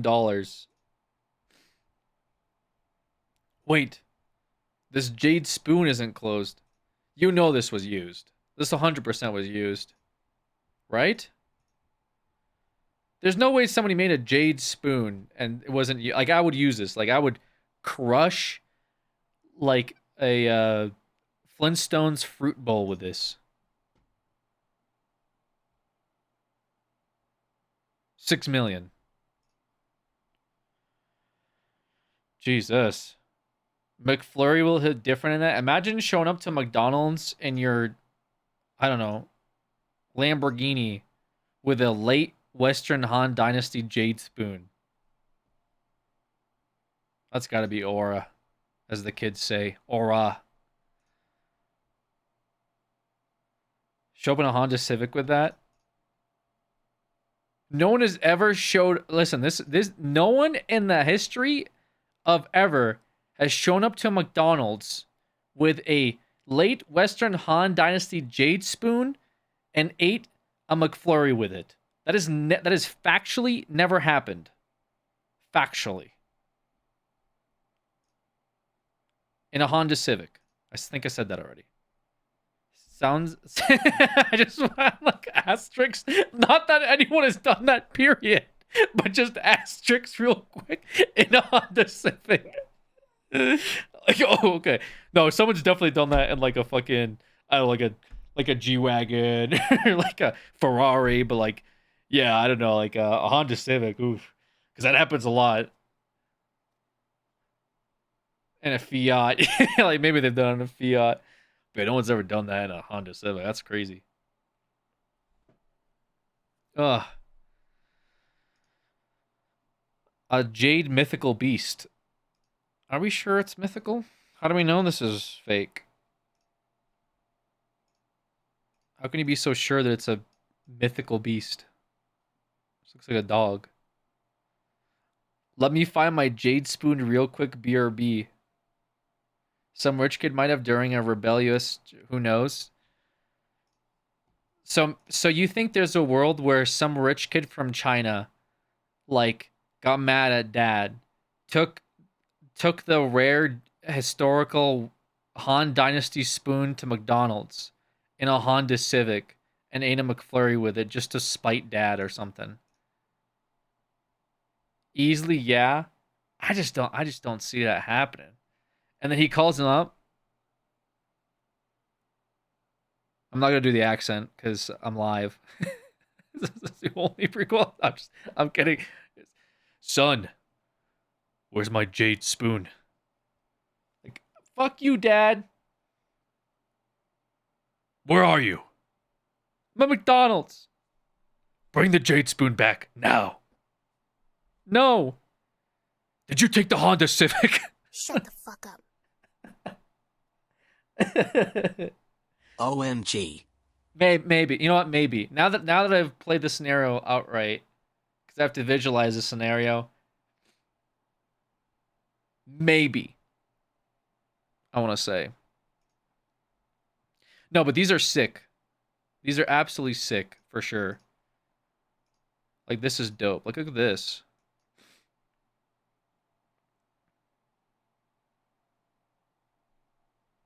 Dude, you know what this made me think of? Because I had a Armenian driver, a Lyft driver, when I went to LA.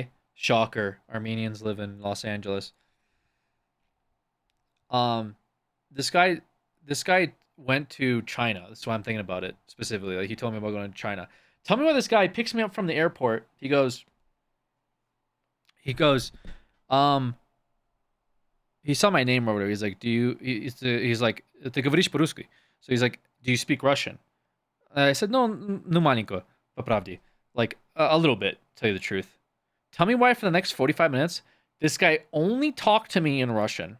And it wasn't just like, как у тебя дела? Like, how are you? Tell me why he told me about, like, the Ukrainian-Russian war conflict, the trials and tribulations of being an Armenian that moved away from Armenia to, like, support his family in Los Angeles, to going to China and the distinct cultural differences between working and living there, to the dichotomy in Russia, and then on top of it, the difference culturally in how the Russian population treats the Muslim portion of their civilians versus the Chinese.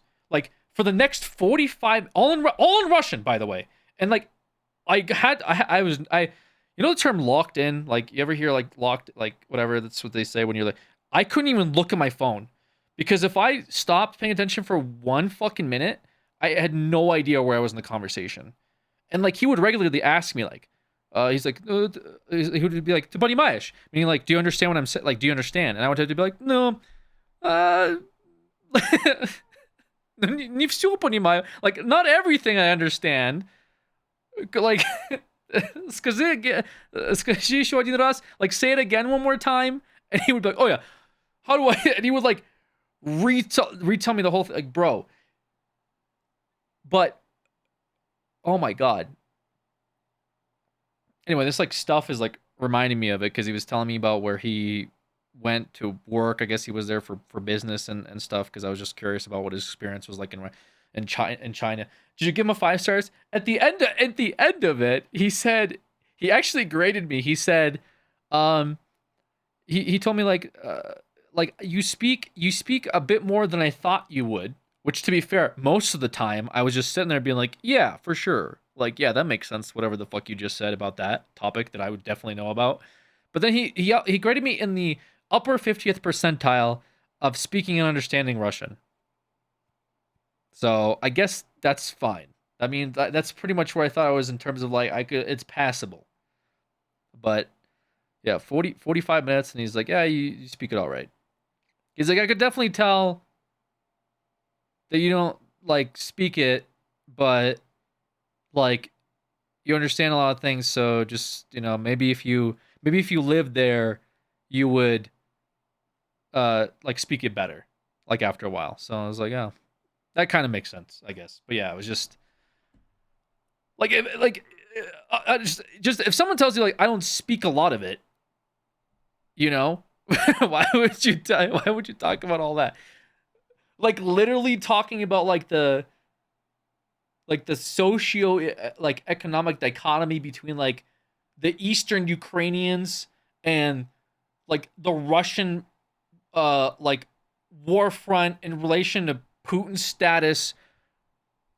Like it was just like, bro, like why are we talking? Like it's not even brought it up. It's just like, instead just tell me like, what's your favorite ice cream? And I'm like, oh, I like vanilla. And I'm like, oh, I like vanilla too. It's just like, no, let's talk about some real shit real quick with this guy that speaks broken Russian. The funny thing he did say was that like because I told him like I've seen a lot of Armenians in Los Angeles, and he said like there's more Russians in Los Angeles than Armenians, but whenever you see one Armenian, it's like you're seeing 200 Armenians, which I thought that was kind of funny. Guess you want to test your understanding? Yeah, I guess he decided to go full in. An Armenian judged a Russian on his Russian comprehension skills. A lot of Armenians do speak Russian.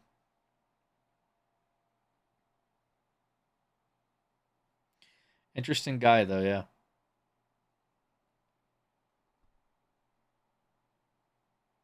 Weird, they do, huh? Yeah. I mean, a lot of the Armenians that I've interacted with in LA spoke Russian. Yeah,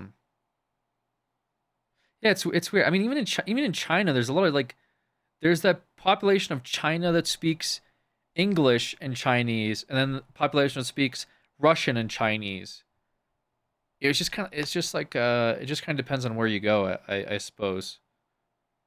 Yeah, he's an interesting guy because he what do you call it? He was working like Uber. He was like an engineer in Armenia. He graduated out of a college there. He had family, like wife and 2 children in Los Angeles, but he wasn't living with his wife, who worked in a doctor. I guess she worked. The way he explained it again. I understand that I'm learning all this just absolutely just exclusively through Russian. Is that his wife worked in the doctor's office, but not as like I assume like a nurse, not like a doctor, but like a tech assistant, and that he wasn't even living really with them. He was only like he would work just Lyft, and like he wouldn't even like be at the house. Like he would just be working out of his car, like just driving on days where he wouldn't even go home. He'd just be straight up working like all week. And it was to support, you know, the family and like the 2 kids. Yeah, I don't know. I was pretty impressed by this guy. Anyways, let's move on.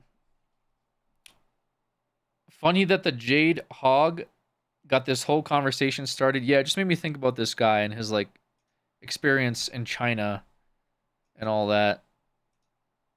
So yeah, I pretty much will never visit this website again because I can't afford anything on here. I don't think I'll ever be able to afford anything on here as long as I live. However, this rare black limestone carving of a lion from 6th century is pretty sick.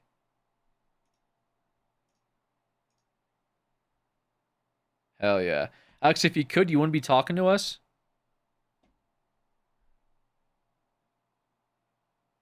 Maybe. I don't think I'd drop off the face of the earth. I think I could maybe stream every now. Like if I had like this type of money where I could just buy one of these or something whenever I feel like it, I think I'd still go live here and there.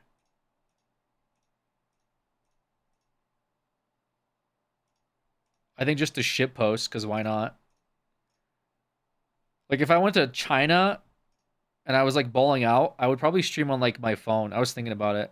I'd probably do like that Las Vegas stream I did one time on my phone. I'd just go live in China and just be like, "What's up?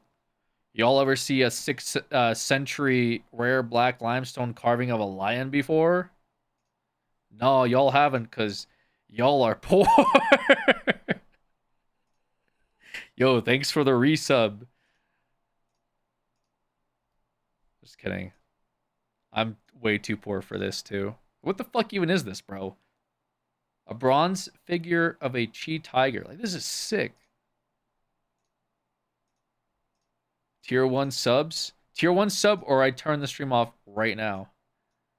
I'll never go live again. Just online to flex. Flex my bronze figure chi tiger. Spring autumn period, by the way. Spring. I flexed that specifically. What is this, bro? What in BoJack Horseman is this, man? No, this I hate. This I absolutely fucking hate. This has got to be the worst thing I've ever seen. Which dynasty was this? Tang Dynasty? Nah, I don't fuck with Tang Dynasty anymore. After seeing this. Whoever cooked this up during the Tang Dynasty. Nah, ain't. No way. No way. Look at this Tang Dynasty shit, man. They were like really... Jesus Christ. Like, that looks scary to me.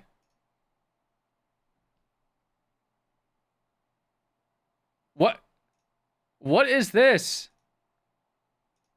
Okay, this is kind of sick. This is just called Squirrel and Grape.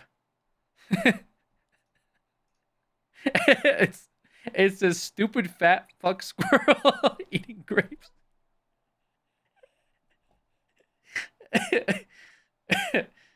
He's just sitting there. How much is this? I didn't even see the price. How much is this? $3 million. Hey, get away from that. Get away from my Tang Dynasty squirrel and grape. Don't touch that. Do not touch that. That's my Tang Dynasty 7th century squirrel and grape. Go anywhere near it. Oh, something about this goes hard. I don't know why.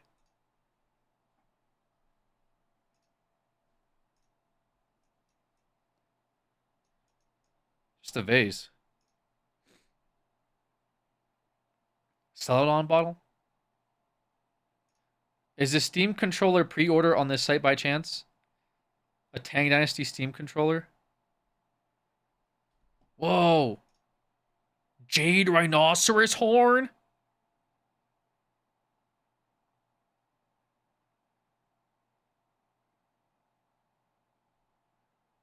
Or you say this? Shinlong? What the fuck?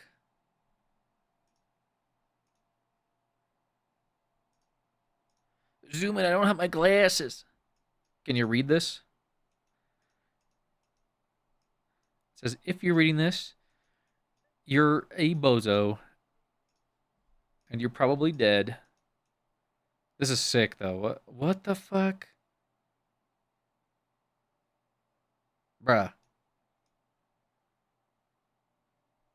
They just be carving this on the side of a rhino horn? What?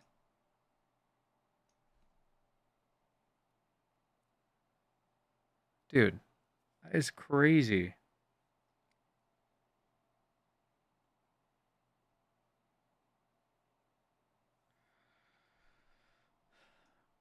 Wow. 1 mil. Oh, it's jade shaped like a rhino horn. Cup imitation vessel.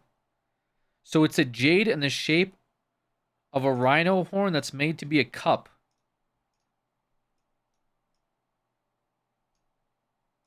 Okay. Sorry, this is a little too, that's a little too rich for me there on that one.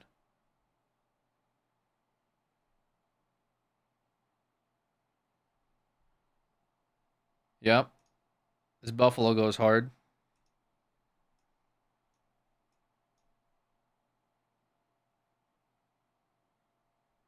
It's a good looking buffalo. 2.4 mil. God damn.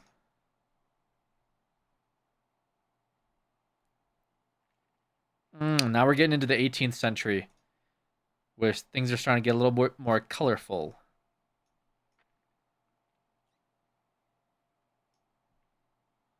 Someone said you can buy a whole ass sarcophagus.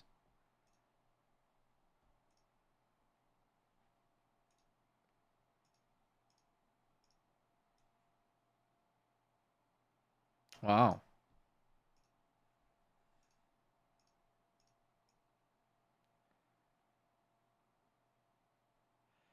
Looked on their website and someone bought all the Pokemon stuff. God damn it. All the Pokemon stuff from 18th century? Song Dynasty? The hell? Imagine eating like a burger off of this.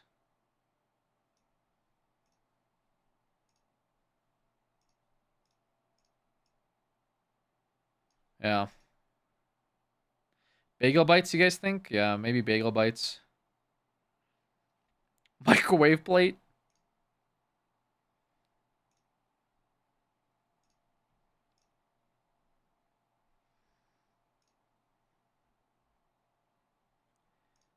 The hell is this?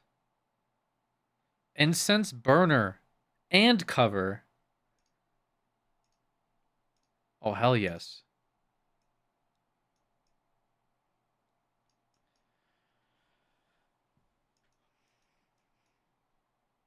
Need that?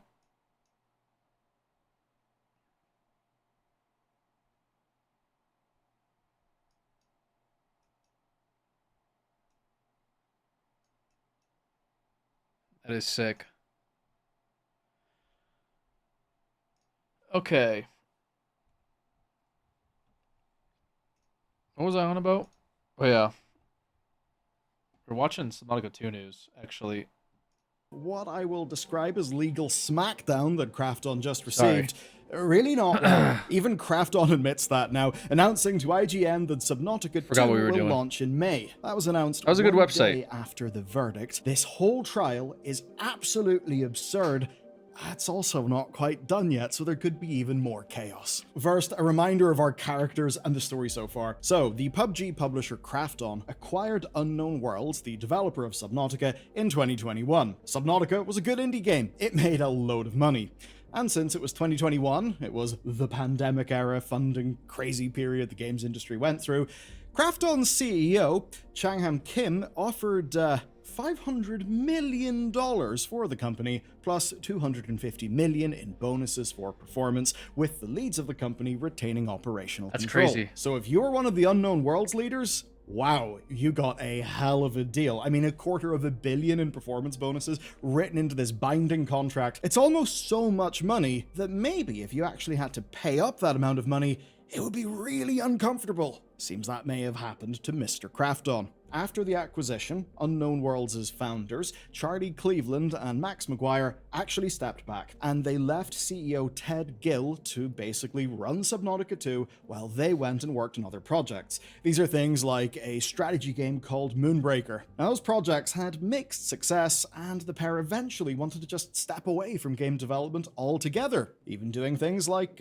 making a Christmas movie. Bit of a weird story. Getting back to the real topic, Unknown Worlds under Gill geared up to release Subnautica 2 in 2025. Now that would be just in time to hit the deadline on the $250 million bonus owed to the executives and some of the original staff of the company.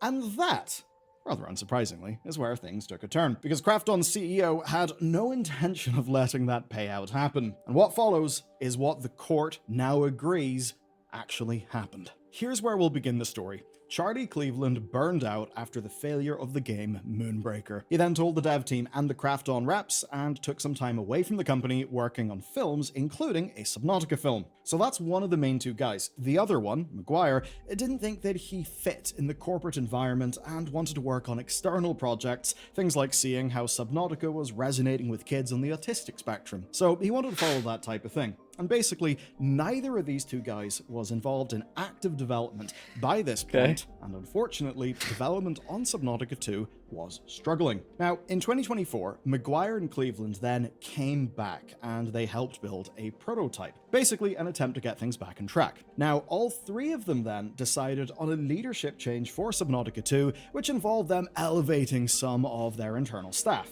And by May of 2025, Unknown Worlds had turned around the development of the game and was actually preparing for the early access release. And here is where the maths really starts to matter. But don't worry, not in a boring way, in a very spicy way. It seemed things were going to go quite well. Krafton had predicted, quote, over 1.67 million copies sold by Q4 of 2025. That is, if the game launched in August. That would mean that worst case, the bonus payout would be $191.8 million. And best case, it would be $242.2 million. And obviously, the CEO of Krafton was not really thrilled about this. Here's a quote. Everyone admits the contract was a bad deal, but the problem is that we keep being the fool even afterward. It's not about the money, it just feels awful to be taken advantage of. For a registered director, being a pushover would even amount to a breach of fiduciary duty. Not really great, is it? And in his own words, he would have to be accountable for the payout being a bad deal for Krafton. So by this point in our story, it seems Subnautica 2 is back on track. Krafton's own estimates do seem to suggest that they would be facing a major payout, and the CEO basically feels really shit about this and seems to have felt that, oh my god, you know what, was I a pushover? Did I really mess up whenever that deal was done? I think many people would maybe say yes. Now here's where things amp up. That's a crazy deal. You basically have milestones, and whenever you hit your milestone, you'll get the next tranche of your funding, which will cover your payroll and things like that.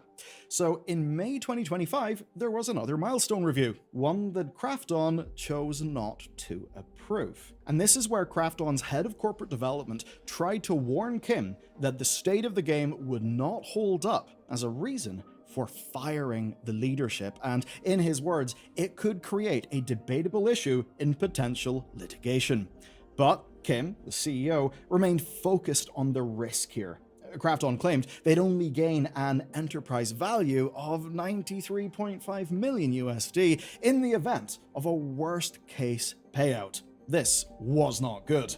So he turned to your boy, ChatGPT. And ChatGPT told him it wouldn't be easy. But moments later, Kim got the corporate developer leader and his legal team on the line and sent them part of the payment agreement where the payouts were contingent on the leadership's continued employment. So they basically looked at this and they started to work out a plan to get leadership to take a deal or to otherwise force them out. Here's another fun quote. At ChatGPT's suggestion, Kim formed an internal task force dubbed Project X. Very cool.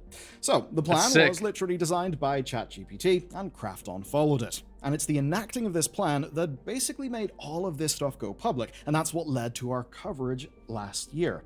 Now, you may have remembered all those strange blog posts about releasing the best game possible that basically happened before the leads got fired. Well, that was part one, called Preemptive Framing. Taking away Unknown Worlds' access to Steam and their site, that was part two, Securing Control Points. Then, legal demands saying that Cleveland and Maguire needed to step back into active development, well, those were part three. Quote, Systemic Materials for Legal Defense. And even though this plan was concocted by Sam Altman's finest GPUs, it didn't seem to work. It did not work by this stage because the leads did not budge. Kim's head of strategy and operations then tells him, quote, it might actually be easier to just do a takeover. Kim then tells him to, quote, set a date. Krafton went on to fire all three leads, saying that they had to be dismissed because they wanted a premature release of Subnautica 2. This is quite something. They are basically saying that these fellas wanted the game to come out before it was ready, I guess probably so that they could get the payout. They then brought in the CEO of Striking Distance Studios. You may remember Callisto Protocol. They brought him in as a replacement. Oh my They God. delayed the game, but then they offered the remaining staff some bonuses for delivering. Krafton stacked the board with their own directors and ensured that the game could not be released without their approval. The leads had been trying to preserve data from their servers, and they've been doing this for weeks by this point. This is, of course, after the Steam lockout. Clearly, they knew something was going on, and they wanted to preserve as much evidence as they could. Now, when asked, they returned. I remember I all reacted to data this Krafton. very early on, and we read the initial Reddit post by the Subnautica head who was like, yeah, this sucks, but the story's not over. Blah blah blah blah, and then we're like, okay, so he got removed, and then read that all 3 of them got removed, which seemed very shady to remove all 3 leaders of the the Subnautica Subnautica company or whatever. But followed by that, it was they had Krafton, or was it Krafton? It was Krafton released a statement that was oh yeah, well, we removed them because they weren't delivering. There was a bunch of issues with the game. There was all these notes, this feedback. One of them was working on a movie, and they completely reframed it as these guys were super incompetent. And in their contract, they did have the stipulation of $250 million, which even at the time was that's a fucking insane amount of money to promise to these folks. But if that much money is on the line, then yeah, I could see them not delivering it ultimately. So it's just crazy that all this stuff behind the scenes that people predicted and all the information that came out ended up actually being true. And it wasn't just I was leaning more, I was giving some value to the company of being maybe the company did trust these guys to deliver and they couldn't. But now it's looking more no, the company made a bad deal and then they try to get out on it, which is very bizarre. Why even make that deal in the first place? What were they expecting, I guess? Then, the whole thing's just it's so strange. The judge considered Krafton's arguments here. And before the trial, they had already dropped the claim that the game wasn't ready. Instead, it became about Cleveland and McGuire's engaging in dishonesty, them abandoning their posts and stealing data after the firing. These arguments did not go well. The court had no patience for either of them. It saw multiple instances of Cleveland and McGuire's new positions being discussed or internally monitored, with no attempt to stop them. And meanwhile, the downloads of data didn't actually... This right here was the thing. Also, Kim and Charlie was purposely funding a Christmas movie, which might be a beneficial experience for the company, and that Krafton did not intend to hinder his Hollywood involvement. In March 2025, Park expressed similar excitement about Cleveland's other projects, saying the zombie movie he was writing had potential to be a great film or even a game. Cleveland just... Okay, so they were on board with the movie stuff. Yeah, this is a whole different narrative now. Park also told Kim that Charlie was personally funding, which might be a beneficial, and that Krafton did not intend to hinder his Hollywood involvement. March 25, Park expressed similar excitement. Cleveland discussed his other film projects at length with Kim. So it wasn't he was he fucked off. He told Kim about his ideas, and it seemed like Kim was for them, but then later decided to actually never mind. This theory that the founders effectively abandoned their game development roles fails because the founders transparently communicated their transition away from their original roles publicly, internally, and directly to Krafton's senior personnel. Krafton's contemporaneous knowledge and consent foreclose any finding of deceit. Krafton was kept directly apprised of these changes. So the entire time they were I want to work on a movie, I want to take a step back after the game, I'm a bit burnt out. They told their leadership about this, and their leadership knew, but now it's no, they abandoned post, which the court seemingly did not find. The courts did not fuck with that, basically. That's crazy. This is but it's also, where's Krafton? Isn't Krafton a Korean company? Am I right? Krafton Publishing is a South Korean video game publisher, but these courts are taking place in Delaware. I wonder how this is going to work. It's a South Korean company, but this particular proceeding is happening in the U.S. How does this play out? Didn't actually show any dishonesty. They just showed worry, and they can't be used after the fact to justify the firings. You can't really be fired for something that you did in the future. At least I don't think we have that technology. And then there's the inconvenient thing of the emails. There are emails from Kim himself explaining that he wants to fire the leads so he doesn't have to pay out the $250 million. In the court's own words, here they are, facing a 9-figure liability, Krafton went searching for a pretext. Yeah, so I gave Krafton really the benefit of the doubt with this whole thing. I really, really did. But if this is directly in the emails with the CEO just straight up saying like, yeah, we got to get rid of him, I don't want to pay the $250, that's just fucking so dumb. Like, what were they thinking? Why'd you sign them on to that bonus? Like, unless you should have had like such a high margin of delivery that the bonus made sense, but just to be like, yeah, if the game comes out, we'll give you like $250 million. Like, and then you sign the company over. I guess they had like that type of money back then that they were willing to see a loss in 2021 when they signed them over. But as like reality hit in 2026, 2025, they finally said, oh, you know what? Actually, we probably shouldn't do this. That's a lot of money. So you're like a super...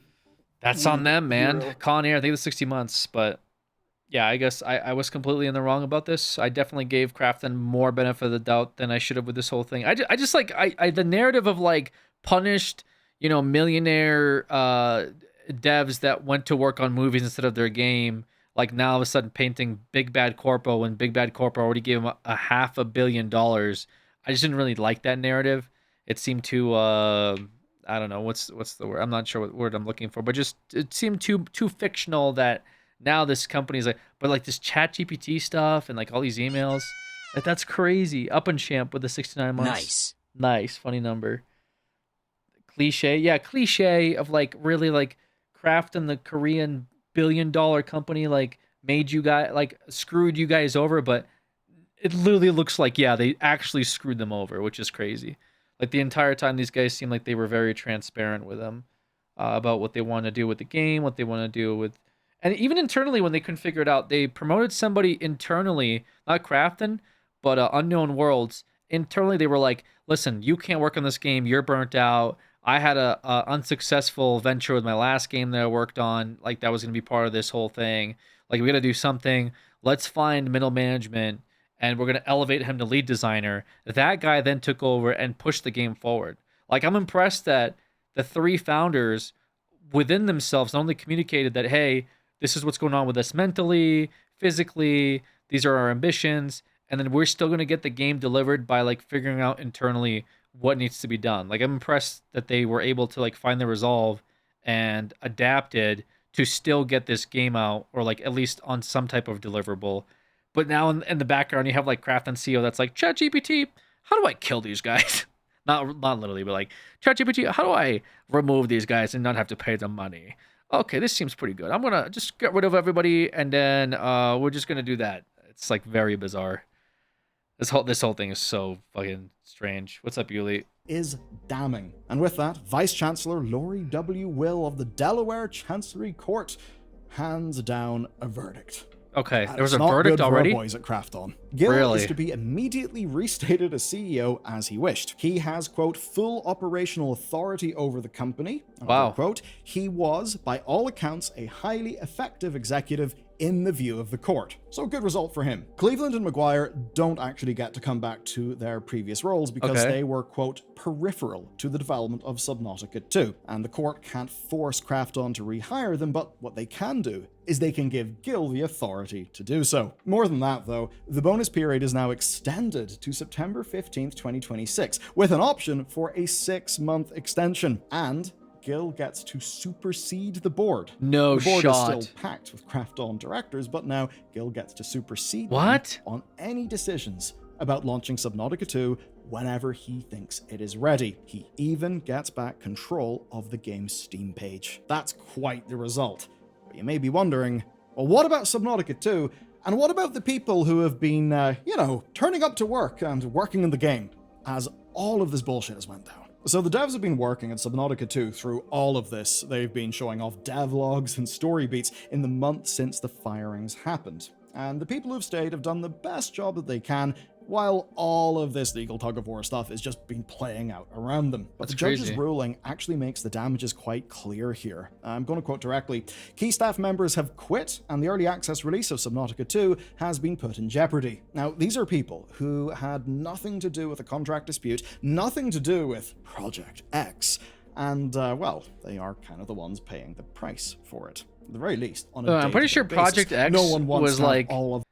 Was that not like a movie based on like that Australian party or whatever the fuck, where they had like this crazy non-stop house party and like this residence that like police had to come in and shot down?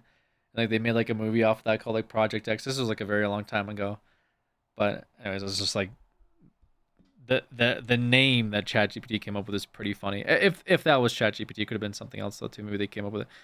Yeah, this kind of does fuck them over a lot though, because the key staff members have quit and the early access release of Subnautica 2 has been put in jeopardy.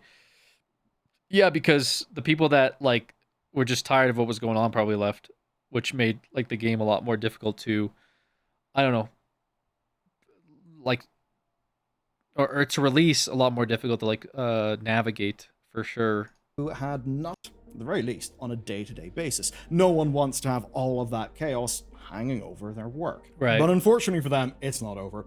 Just one day after the verdict, Steve Paputstis, I really can't do his name, sorry Steve, but he sent an internal memo to the team announcing that Subnautica 2 would launch in early access in May. Steve was the executive that Krafton installed after the firings, and under the judge's order, well, he was no longer legally CEO. Krafton then confirmed the date to multiple outlets. Gil was not consulted though, and now, according to GameFile, Gil's lawyers have asked the court to consider contempt, saying that Krafton announced the launch without his knowledge or authority, robbing him of control over the marketing and release strategy that the court had just restored to him. Wow. And the rushed 2-month window, of course, might damage marketing opportunities and with them damage the bonus God, this whole thing payout is that fucked. the second trial will be measuring.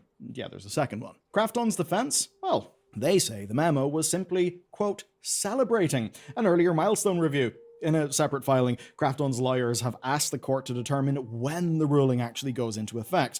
They dispute Guild's team's assertion that it was effective as of 9 a.m. on Monday before the memo was sent, and say that it shouldn't kick in until a formal implementing order is signed. Meanwhile, Krafton told Kotaku that they respectfully disagree with today's ruling and are evaluating their options. The second part of this trial is still to come, and that's where the judge will determine if Krafton's actions wrongfully impaired the earnout and whether any resulting money damages are owed.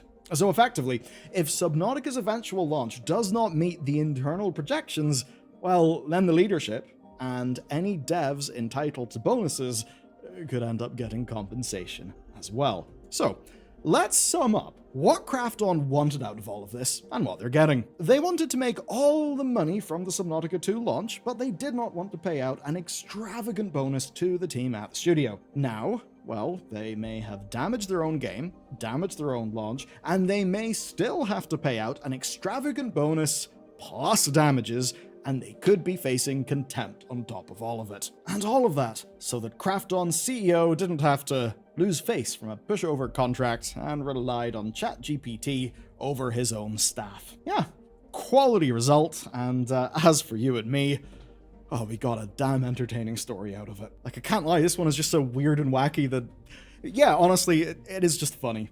Now, for something that is actually very important, that's directly about PC gaming, where this market's going. That's crazy. This whole thing is just so bizarre. There was like a Subnautica 2 thing that came out like recently, I think. Early access trailer, I believe. Gameplay demo 14 minutes came out like a day ago. I don't know if this is real. Probably.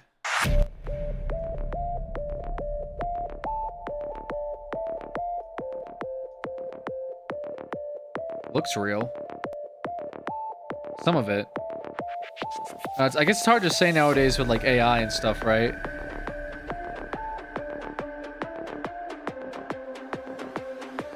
Now this looks real. Does your VOD channel have your Subnautica playthrough? My VOD channel has my entire Subnautica 1 playthrough, yes. Well, sorry. It has a cut down from 40 hours to 10.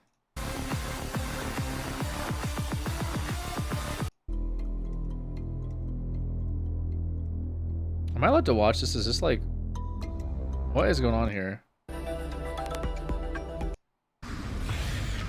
Let's just okay. This is like weird. This is like doing some stuff with the trailer or something, and now it's like okay. There's an early access.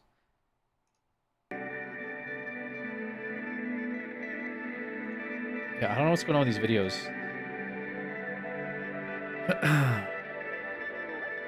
Maybe it's like showing off some clips.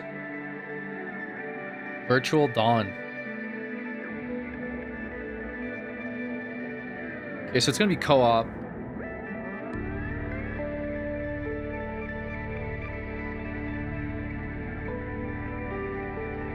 Man, they're like going far out, huh? Oh my god. It was like a Leviathan or something. It's like a big island in the background.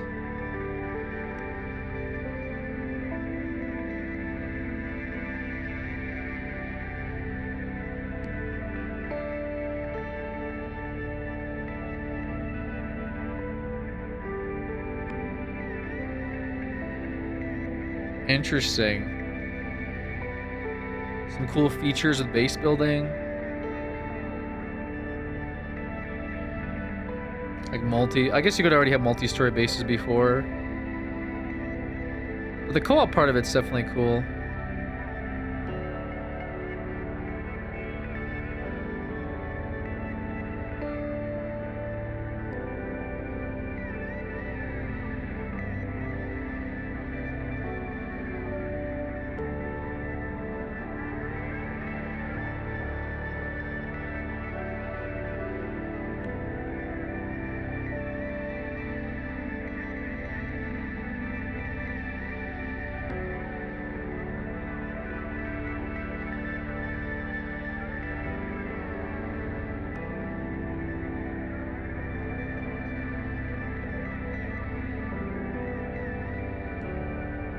This must be like stuff they cut out from. They're like gameplay demos or trailers.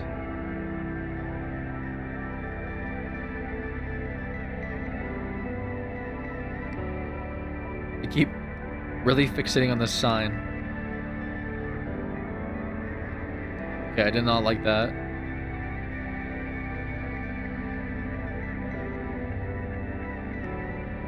Looks fun. It's probably gonna be a really dope co-op game.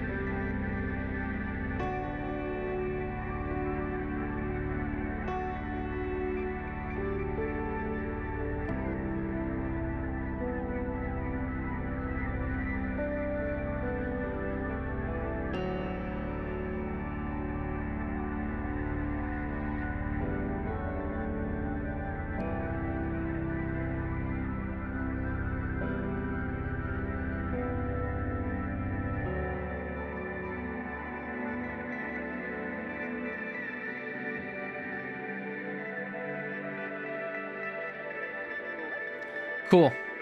All right. Okay. And then they had a early access cinematic trailer. This was what released like a few days ago.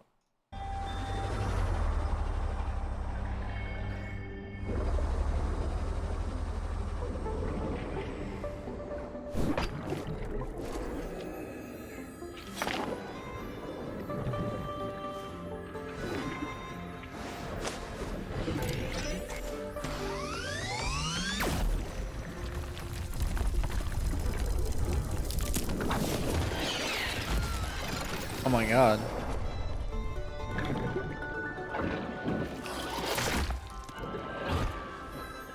What?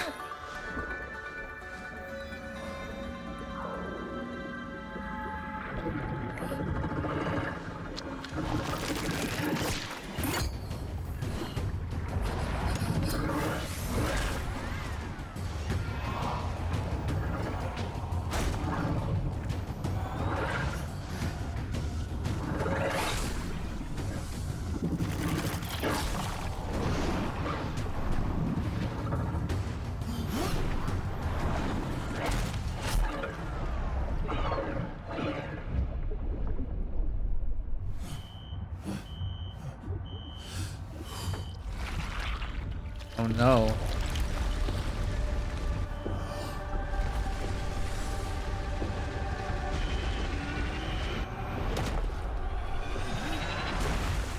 That was spooky.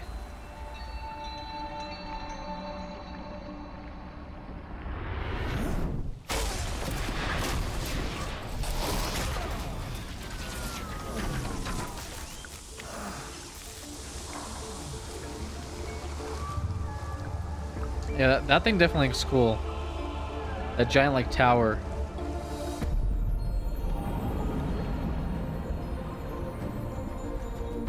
But how many hours you streamed Subnautica? About 30-ish. I want to, like, 30 to 40 is about how many hours I streamed Subnautica total. And then, yeah, I made, like, the super cut of it. Cool stuff. Okay. Well, that's the Subnautica 2 drama, I suppose.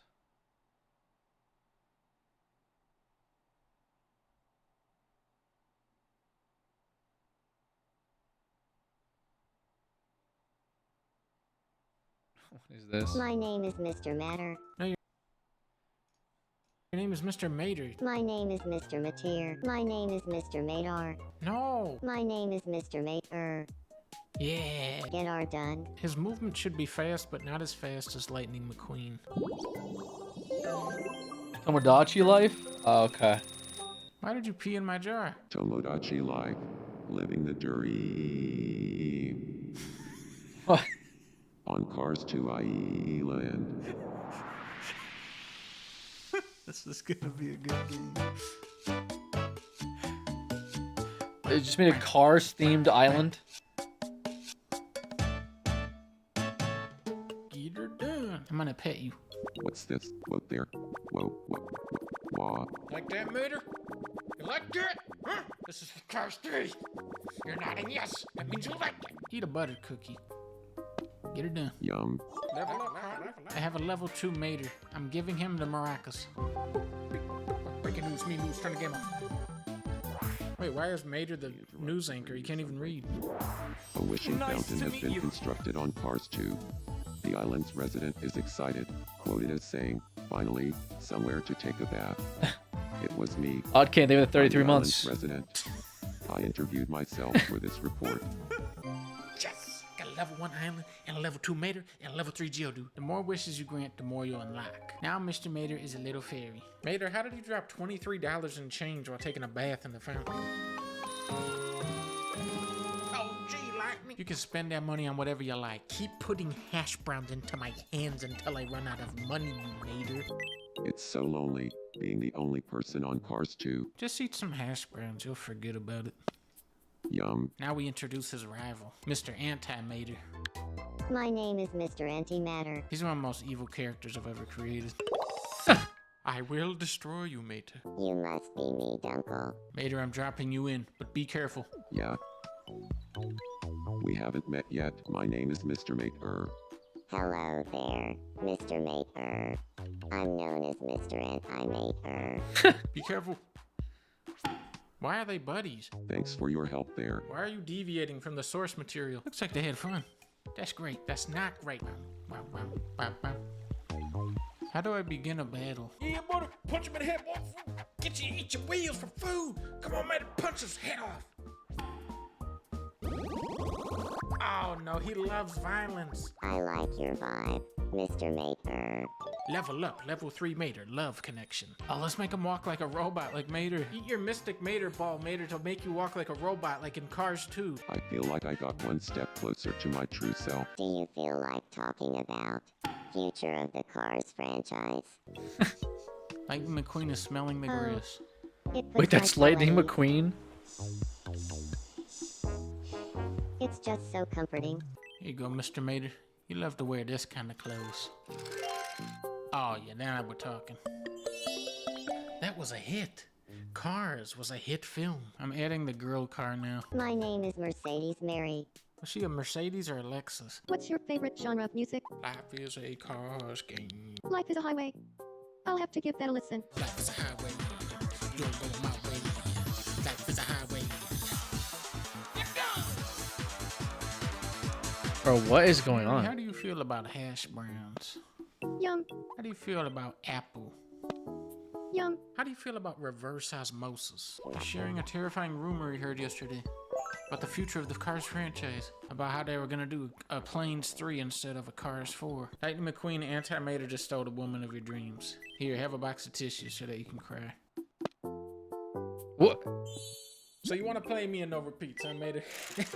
Well, you should know I'm incredible at this game, incredible at this game, incredible at this game, incredible at this game. Shrimp pilaf. Shrimp pilaf. Sorry, meat uncle, but shrimp pilaf is a repeat. Shrimp pilaf is a food! Always doing his robot walk. You gotta watch out for that ladies love the robot walk. Bow, bow, bow, bow. He's just sleeping. They're laughing about grapes, so now this game's Lightning Queen is just like... Hey, Mater, why are you trying to talk to water? I love the sea. Oh no, don't do that. Don't do that dance. Wait, Mater loves that. Oh no, Mater doesn't like that. He doesn't like that. Wait, he loves that actually. I like your vibe, evil Madar. Oh my god. Life is like a highway. Then this highway must be the one that will lead me to the next takeaway. What's happening to me? It's true love. Looking at Mercedes, Mary has got my heart racing. Because you're a race car. It must be Nice. love. I knew it. Feelings like this can't be anything but love. Crush activated. This Animal Crossing doesn't have any like tree knocking, no grass growing. They really are like defying all conventions. Just once, I want someone to unironically tell me I'm so edgy, or that I look like I have a wild side. I'm giving you that evil look. Yeah, look at that. Wow. Evil.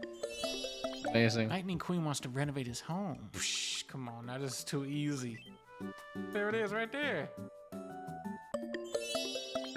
That's a Nintendo brand car. After 2 months, they get steering drift. This guy's a Lego. Nice to meet you, Lego Bill. Oh, you know what Anti-Mater loves? He loves walnuts. You have these walnuts. I'm allergic. Oh, well, maybe don't eat them. Oh, Oh. you just ate them anyway. Check out this gameplay right here. And that's why I'm the highest rated gamer of all time. My dream bench. Now I can engage in some high-octane relaxing. And benches are just the beginning. You can even unlock chairs. They're making small talk via flashlights. That's the power of love. Stop hiccuping. Stop it. Right there. Fix. A little Fix 'em. more. Stop it off. A little lower. A little higher. Wind up. Kill. You got it. My hiccups are all gone. Thank you so much. Nice. Pie is my favorite. You don't get pie, you get nachos. Come on. No! Oh, too bad. It's Tails. That's the back of a head. I still win. Hey, you can't win them all. But I'm the highest rated gamer. But you can get this as a consolation prize.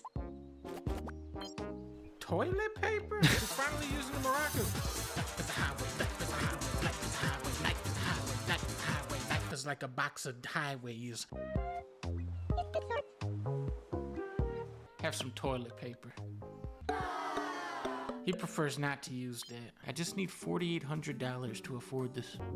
They're discussing the toilet paper. Entertainer. Why are you telling people about that? They're enjoying some time where it's just the two of them. But Mr. Antimater is also there though. Now the entertainers are sitting in the middle of a field staring at This game's pretty funny. They're doing a deep dive on toilet paper lore. Would you say that a sealed copy of Cars 1 makes you think of some chocolate toast? Why would it make them think of But that? of course.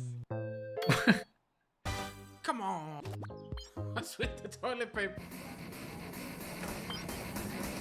This is not restaurant music. Nintendo, put on restaurant music. Boom, boom, boom, boom, boom, boom. Live in a doghouse, Mater, cause you a dang dog. Huh?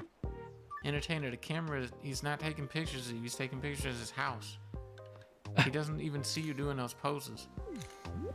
I gotta help him, he doesn't get this. There. Well, now he's looking at his screen though. McQueen just pulled up.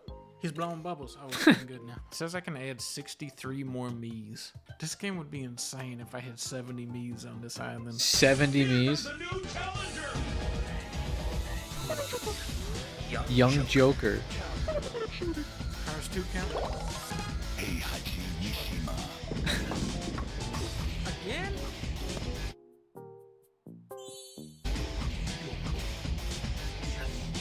Nice to meet you, Yoshi from Mario. Going in for a stealth elimination. Entertainer. What is that? Paper face? But let me ask you this. Someone offers you a large sealed copy of Cars 1 or a small sealed copy of Cars 1. Which one are you going with? Well, the answer is simple. The large. Toilet paper. Oh. I'm getting so much mileage out of this thing. Life is like a highway. If you go my way, you'll be wet, Charmin, double fry. That's what I say. Later on the saxophone, McQueen on the microphone. Tell me that you like is the highway. Nice. Good video. Good donkey video. No idea what was happening for pretty much all of it.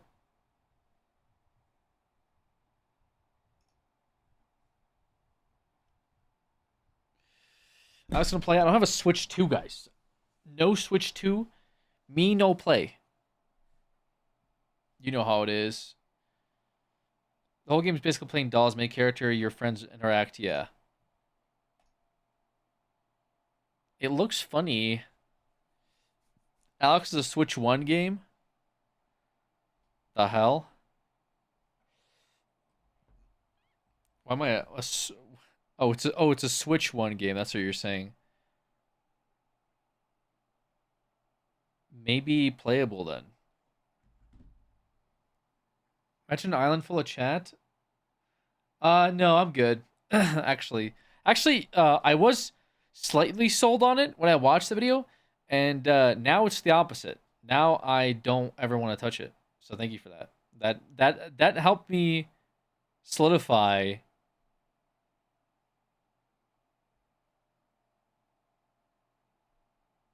not playing it.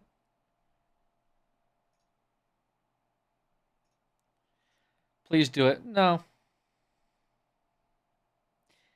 No. We're not going to do it.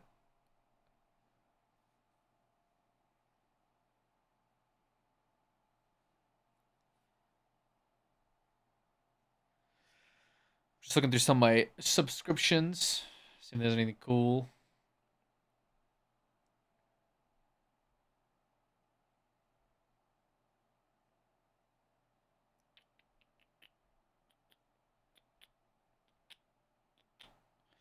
Play Skyrim RP. It looks funny. Just briefly watching like Strip and play it and stuff.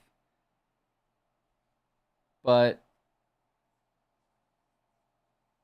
roleplay is just very I don't know. I still like roleplay.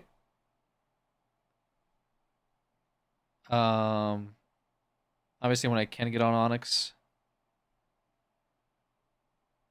But just in general, I'm not interested in like fully pursuing more roleplay avenues such as Skyrim RP, Harry Potter RP, the different servers. This one's based on medieval ages. This one's based on zombies. This one's based on living in a fucking aquarium.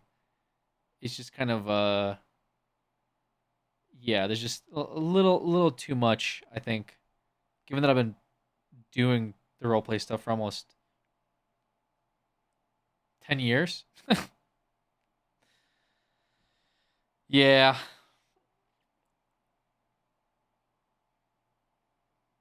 Skyrim Kazal is unique, so it's just something new. I feel like Skyrim RP would just be hobo RP? Yeah, probably. I mean, like I said, it's probably funny and just unique in some way, but roleplay, what it was early on and what it is now, I think is very different. And not all things that are different are inherently good. I think people's approach to roleplay, God, even around COVID and like that period, 2020, is just very different than what it is now. I think it's still nice seeing newer people get into it and like seeing how they handle things, but now because of streaming and because of how much money is involved with the scene, A lot of people that are involved are just not really there to, what's the word? They're not there for the benefit of enhancing others' experiences and experiences for themselves. Because roleplay is like a give or take, ultimately. You know, you give somebody a scenario, a situation, a scene, they give something back to you. That's the trade-off, you know. I give you a story, you give me a story back, and then we bounce off. And there's some people that are very good at it, some people that are newer and you work with them, and some people that, you know, whatever the case is. And that's kind of how it used to be. So I had a lot of fun. Like, I always have fun just coming up with something silly or whatever, or crazy or serious, then bouncing off of somebody, getting their reactions, and that kind of helps with world building. I just don't see that same effort out of people nowadays. Nowadays, it seems very political. It's like, who do you know from where, which community, what do they role play, and also very clicky, and like people don't really want to engage with other groups. They don't really want to like branch away from their friends. They don't want to branch away from even their characters. And it's gotten to the point where now people don't really even role play. It just turns into like some basically Discord call that's being live streamed. I mean, I don't want to like downplay it, but when you watch people interact and how they go about the world, it's just they are not role playing. They're not living in their world. They're just talking with their buddies that maybe they game with or what have you, but they're just not really interested in building stories, building worlds. You know, sometimes people are good about it. You know, maybe you'll catch somebody in a good day and you'll get some fun, engaging situation with them going, but a lot of times, people just they're not really there for, like, they're too self-inserty. It's just very like MMO, like MMO light, like you're signing in, doing your dailies. There is, I said, like Discord call-y, where you're like listening to people talk with like their buddies about nonsense. Doesn't even feel like it's a real conversation, like in the world at least. It feels more like a conversation you'd listen to, I don't know, on the bus, or like while you're standing in line waiting for food or something. It doesn't seem like a GTA world at all. And obviously, like I don't want to say like the drama in role play, but I guess any community has their bad eggs and good eggs, but the role play scene is not short of its amount of just absolute like bullshittery. And I think being an admin on Onyx really opened up my eyes to the types of people that are involved in these communities, like who they are, like outside of their streams or whatever, and just who they are on the server, and like seeing like people's chat logs and the way people handle criticism and problems like outside of the server. Not that it was great before, but just having like a peek under the veil, so to say, really, I guess, disappointed me in a lot of ways. Like I said, there's a lot of good still in it. There's still a lot of good in the roleplay scene. It's just not as much good as there used to be.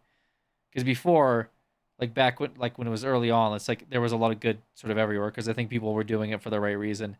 I don't feel like people are doing it for the right reason anymore. I think they're too interested in the money and the clout, and how they can benefit, I guess, generally speaking, off of the server they play on or the people that they know. So that kind of, that sucks, but it is what it is, man. It is what it is. I guess I'm happy that as a result of playing on Onyx, I mean, I got to have some good friends from that. Really good people. Met some really good people that are very interested in making the scene great, and so that's been at least a what's the word, like a positive sort of outcome. But outside of that, like, my interest in pursuing another roleplay server is like very 0 to none, and it seems like drama loves to follow these new servers too, which I would not be surprised. Now maybe I'm wrong. Maybe Like there's a totally different audience for some of these other places that are like, maybe it's like the Rust RP servers or the Skyrim RP servers, or who the hell knows, like Minecraft RP servers. Maybe they're fine.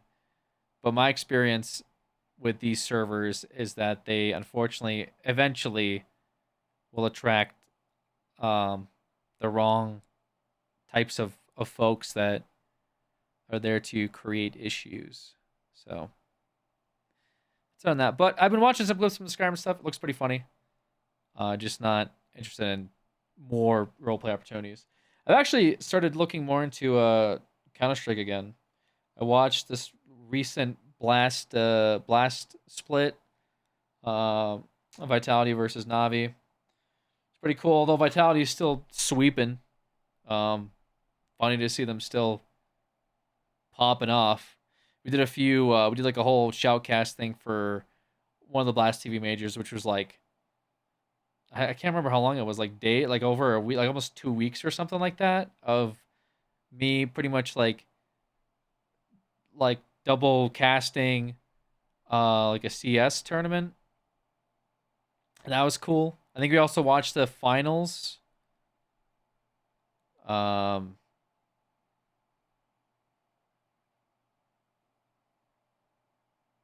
Those are pretty fun.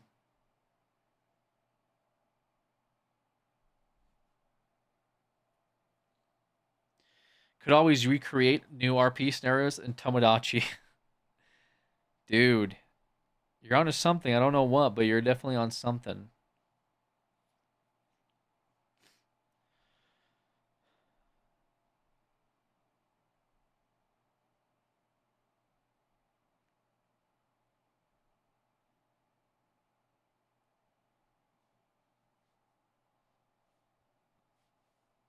Could always do Pokemon Nuzlocke challenge. Did the Claire Redfield hot body? Okay. Is your alt the American girls are hot? That used to be named Cowgirls are hot? Is this like your alt account? I'm just like speculating, but like the naming format like really is like on par with that specific username. And I only remember it just because it's so like, what? Is this like a Reddit account or something, mashup of words? Yeah, Pokemon, I'm still yeah, Pokemon's still dope. We did the Pokemon I guess it was it Nuzlocke? We did for Black and no, it was for Soul Silver. That one was pretty good actually. That one had some good Ultra Sun Randomizer. Well, that one was a failure. That one was an absolute Ultra Sun Randomizer was a disaster. Yeah, we did a Nuzlocke for Soul Silver. That one went pretty well. Enjoyed that one. I played ZA. I just kind of like ZA. I don't know, just didn't really hit it home with me. I think the combat system was a bit strange. Seemed like they were trying something different. Didn't really stick with me. Just like live action combat, it's just not very Pokemon like. ZA rank jump was a letdown. Yeah, there's a lot of letdowns with ZA, for sure. But those old games still hit pretty hard.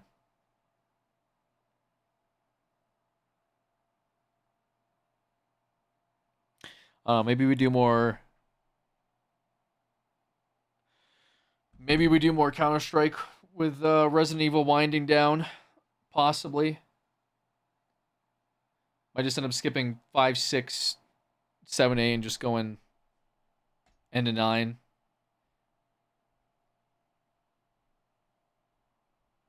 We'll see. Also just thought about just recording Counter-Strike. It seems like people enjoyed watching the Counter-Strike videos again. My only issue is like streaming Counter-Strike is so awful. I don't know what it is. Like I get such bad. Maybe I'll just, I don't know. I get such bad like frame drops with streaming Counter-Strike. kind of want to test it. Again, I guess.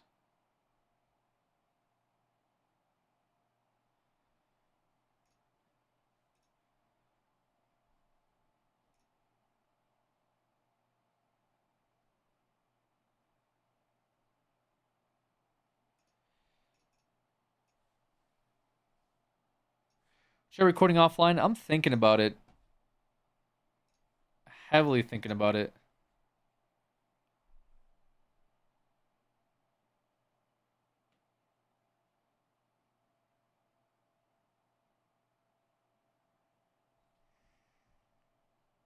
Let me see how it runs on the stream real quick.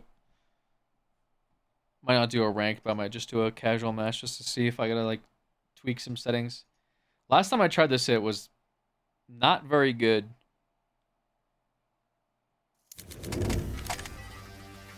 Also, Cash is back. It's like one good thing.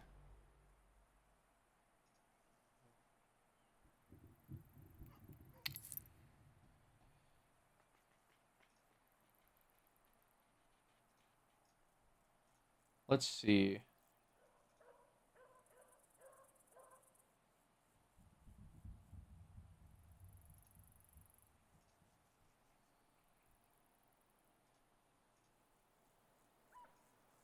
Oh my god. Right. I forgot I have to do this like allow third party thing. Allow third party software.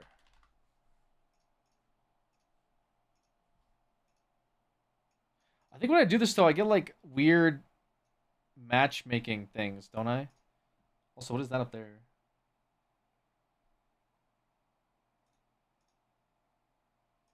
Am I having like double vision? What's going on? Okay. Weird.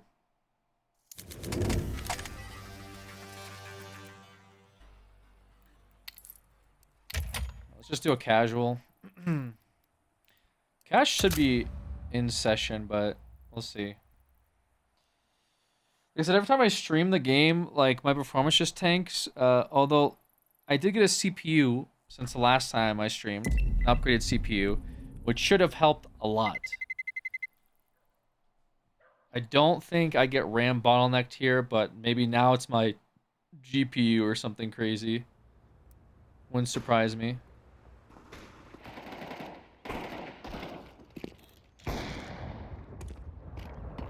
What is the spectate? The fuck?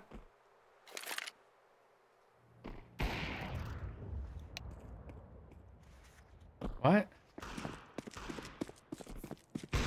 Counter-terrorists win. Why is this spectate like this?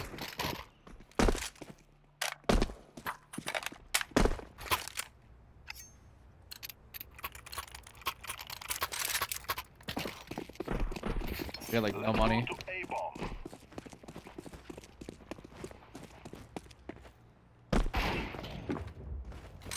Okay, 120 isn't too bad. Fire. 160. It's like holding.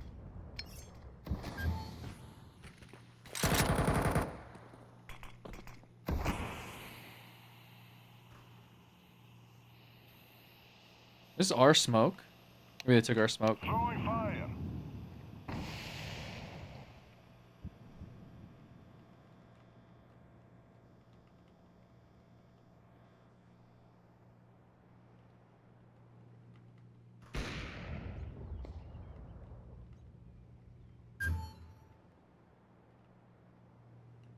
Molotov.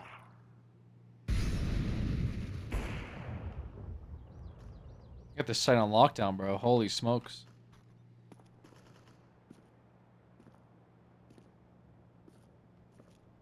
Grenade. That's bomb. Unlucky. What the hell?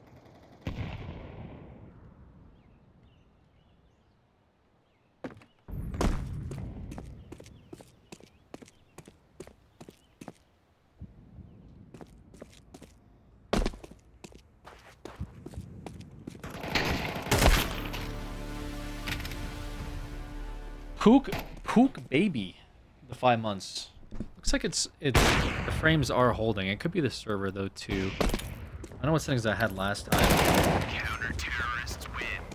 These are probably fine.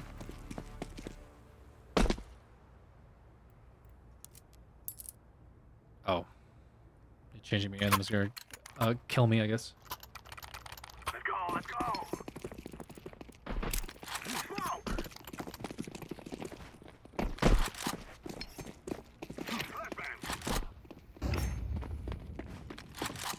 Still dipping, I don't know. Feels a lot better than it was.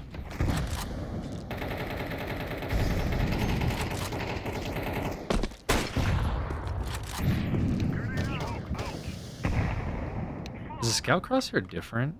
It used to not be like that. The middle section feels weird.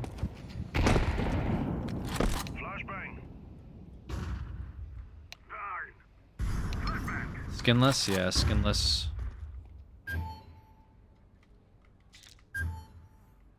Let's go to B-bomb.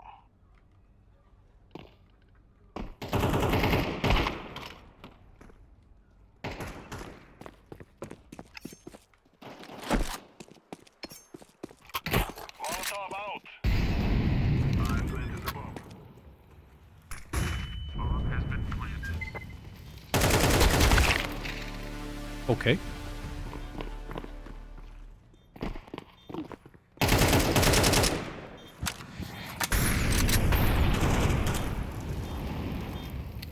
I wonder if I should play full... Actually, I'm already playing on full screen. Holy smokes. With 179 refresh.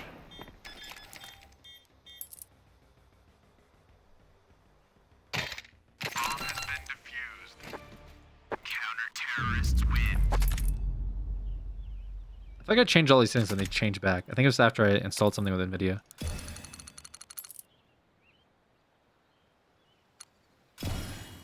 Could be the brightness, yeah. One match and it's over. Oh, yeah, we go cash here for sure. New cash.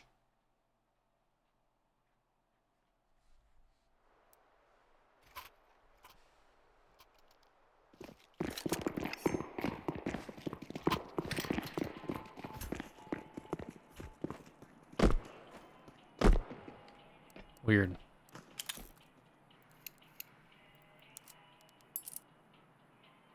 Sometimes enabled boost is good, and then sometimes it's like really awful.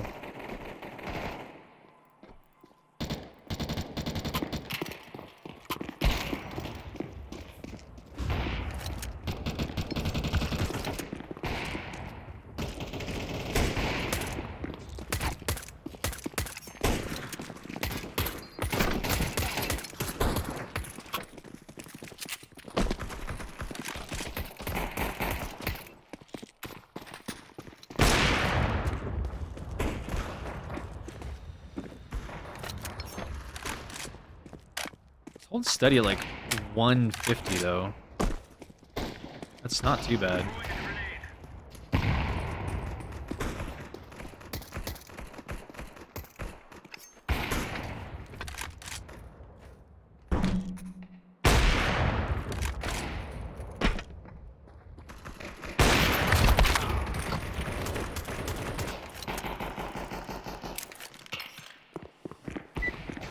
Alright, check out some new cash, I guess. Warm up with this.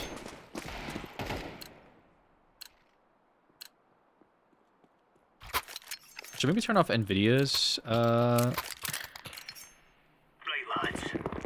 thing that tells me how many frames I have, but what does it matter?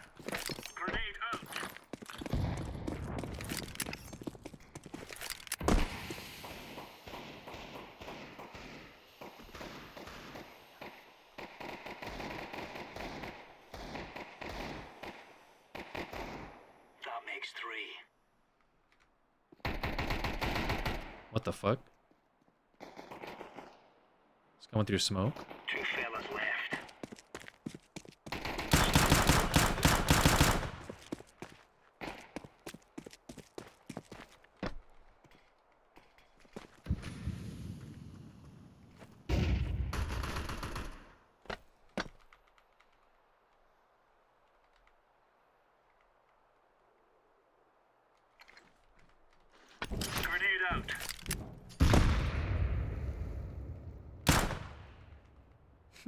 You just throw something at me?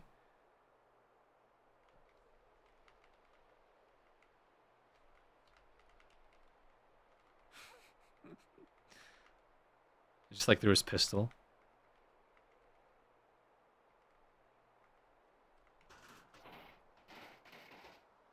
The fuck?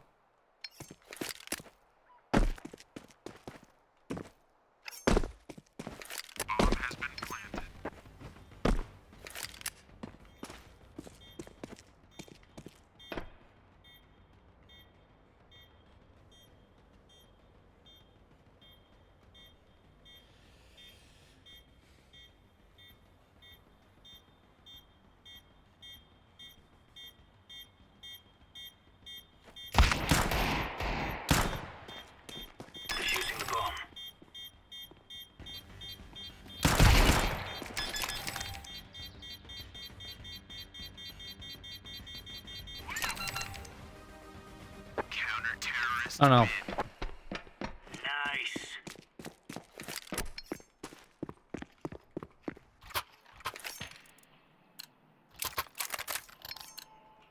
Let's go.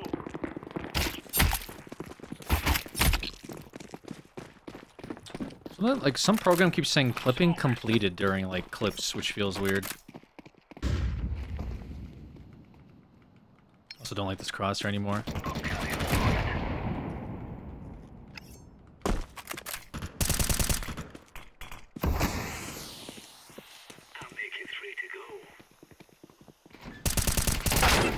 Jesus.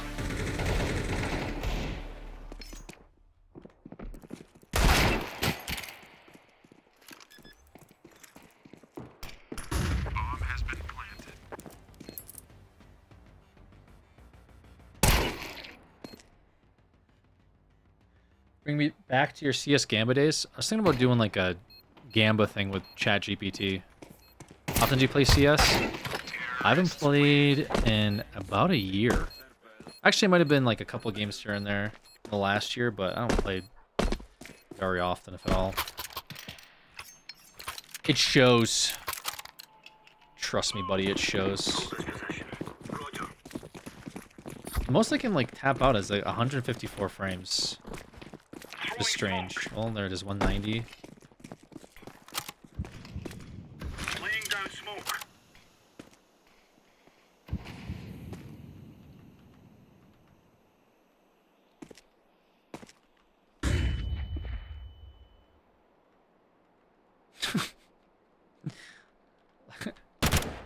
I love the boost flash followed by no boost.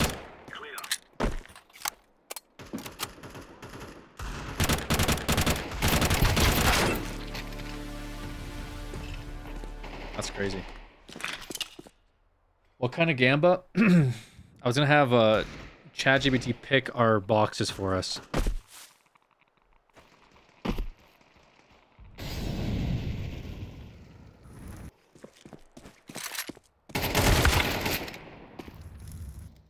The ammo change? Oh, where it just shows that like a magazine instead of the amount of bullets you have.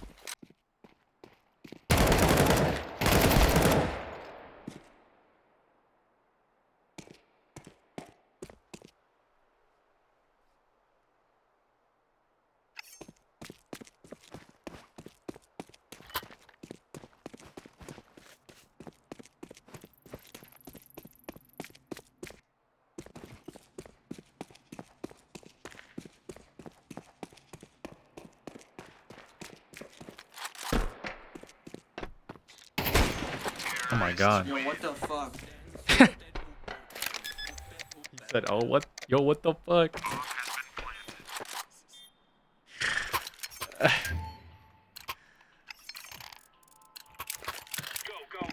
Solo queue? This is just a casual thing right now. This is not even a real game. I just want to see new cash. What's inventory looking like? Oh yeah, you're looking at it, Biddy. Biddy? Buddy, I was trying to say. I was trying to say baby and buddy. It came up with Biddy.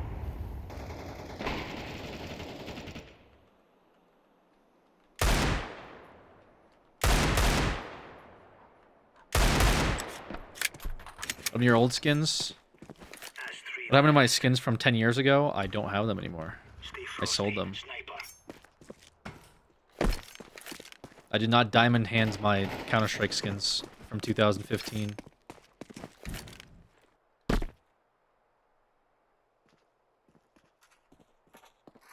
Damn.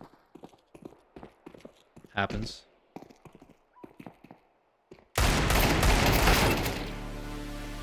It's like it's very weird. It was just deagle aim, I guess. Time for more cases. True. What about the pink knife from last year? We got rid of that to help stem some of our thawns. As well as there was like that big skins crash that happened. So I was trying to pull out before the price of everything fell off.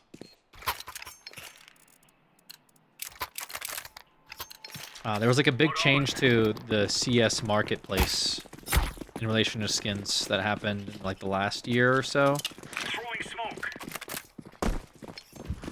Or Valve was kind of like cutting down on Gamba in general. Cover this area. Affirmative. Roger that. Am I just fucking up the first bullet every time, or what's going on? Like moving too much after?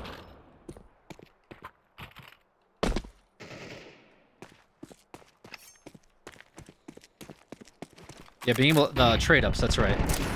Trade up contracts are fucked. That makes 2 left. Like trade ups, all that really did was though like raise the price of reds by a lot. But then those knives, you like, I guess you couldn't trade them after. Is that sort of what happened? I don't know, but the price of the price of like all the high value trade ups just went down immediately. Because people were buying, like the price of trade-ins went up, but the price of trade-ups went down. Anyway, was the whole thing.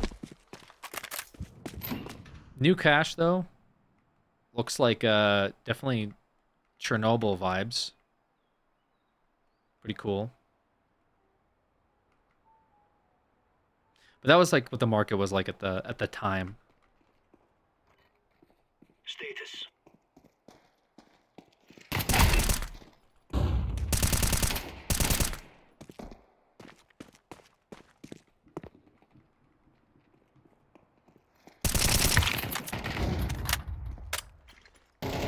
Grenade out.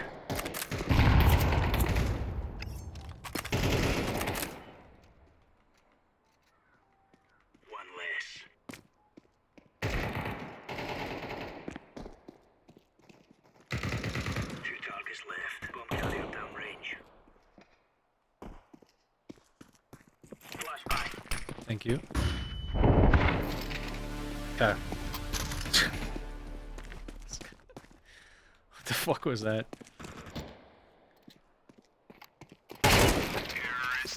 New fan of the ammo mag thing when reloading. So what is that? What does that do? Just gets rid of like what you see, or what?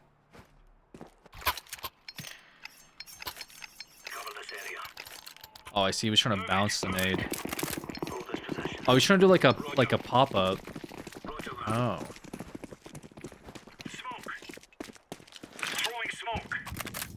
To be fair, I should have 100% killed that guy. Shot him like 50 times beforehand.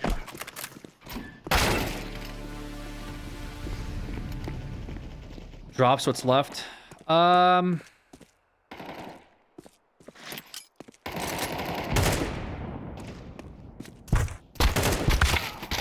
Drops what's left. I don't know. I don't think I've played since the update, so I can't really speak on it right now.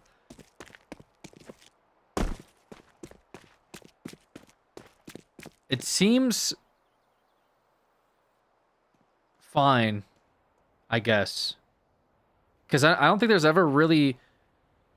I don't ever feel like there's an ammo issue in between rounds. So maybe this creates another layer of skill in the game. where you have to be a little bit more conservative with ammo. So it seems like it's fine on paper. Like, I just can't think of a single scenario I'm like, oh no, I ran out of bullets. That's never happened. So maybe creating that scenario where that can happen is good, I want to say. Like, you can still spray through smokes. I think the difference now is that, like, normally you would reload if you have, like, a few bullets left. But now you have to, like, think twice about doing it, right? So it's like, do I reload with 3 bullets left, or do I not? I feel like pros don't give a fuck about that, because usually pros are very good at ammo management anyway. It's like, what they've already been doing is just, I don't know, I don't know. I'd have to see.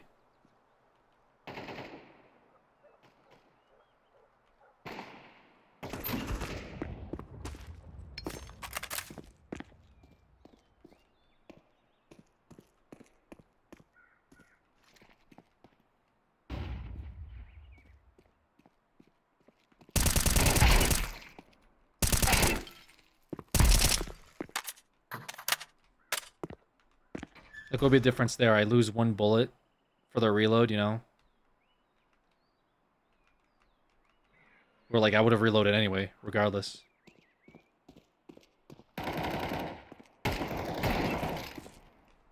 Bruh. Throwing a grenade.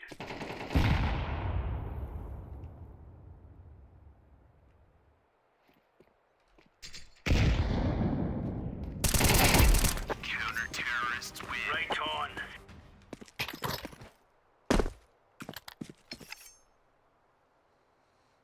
Win between you and Donk on a 1v1. I think Donk was rated a #1 player, and I was never rated at all. So it would probably be close.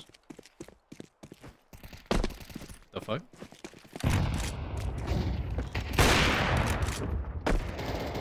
Two guys left.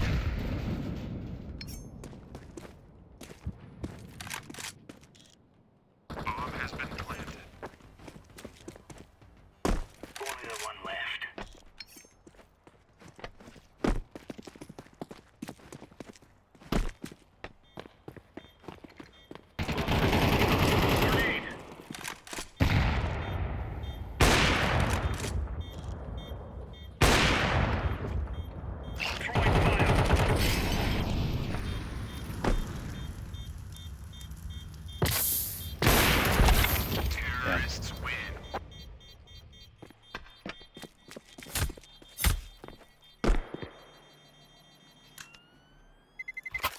Made you stop playing?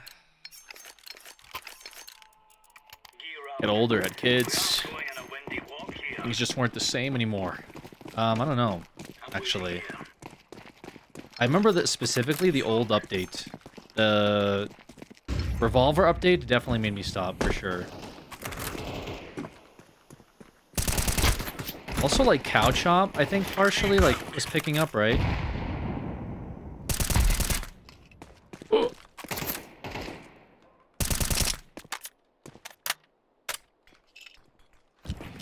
Laying down smoke. The fuck?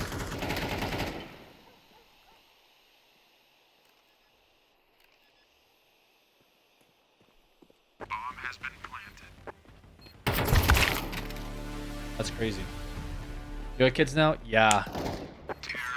Timmy and Jimmy. They're 4 and 6.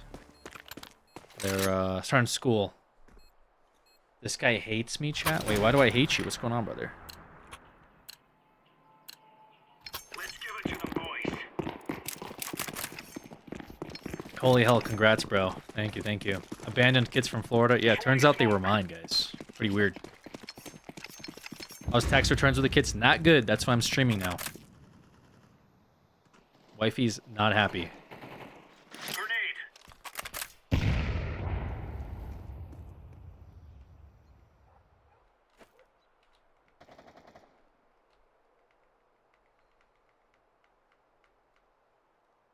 Is it because of keys, Tinker? What's going on?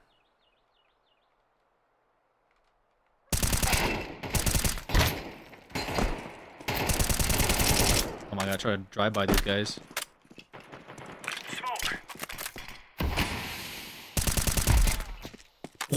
Imagine. You know why? Grenade out. Tell me why, bro. What's this high IQ play right here? These guys don't know if they know they know. Bomb has been planted. Okay, never mind. He just out IQ'd me, I guess? What the fuck? My teammate dies here for sure, going ramp.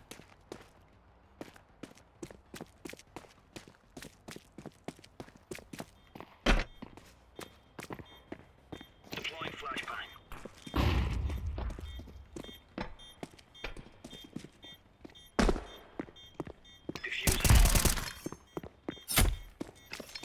Start training your kids to be CS pros. Sure, I could. Counter-terrorists win. I loved you and pronounce cash from your CS videos. How do I pronounce it? What, Tinker, what are you talking about? Come on, chop chop. Pull yourself together, son. Roger that. Laying down smoke. What the hell? Oh, there, we got bots, that's why. Smoke. Grenade out.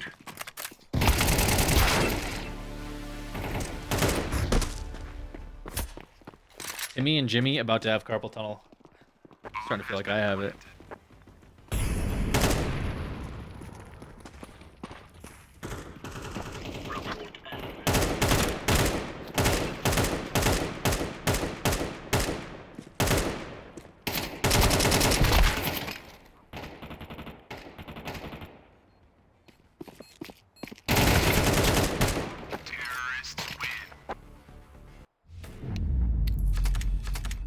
New cache looks aight.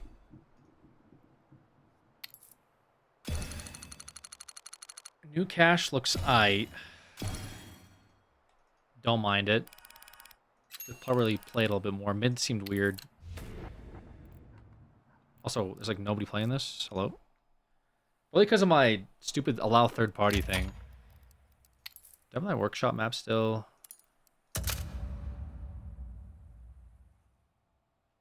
Tinker, get behind me. They're gonna wish they were never born. Okay. I'm glad this map's still around. I don't know if people still use this, though. There's no way.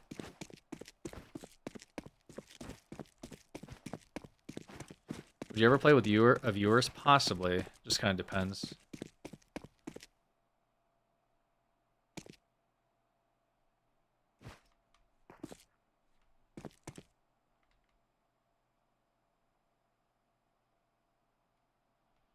You know, I used to have a crosshair on this map. That was a long time ago. I was a different person. See, I don't like these small ones.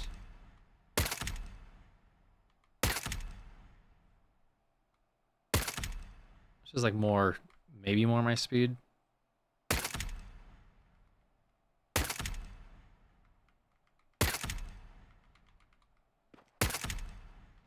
Oh wait, this is actually Apex's crosshair? No shot.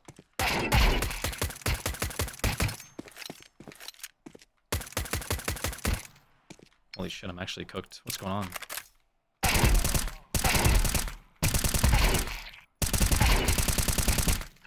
Oh, did they change the... They changed recoil or something recently, right? I think just the animation for recoil.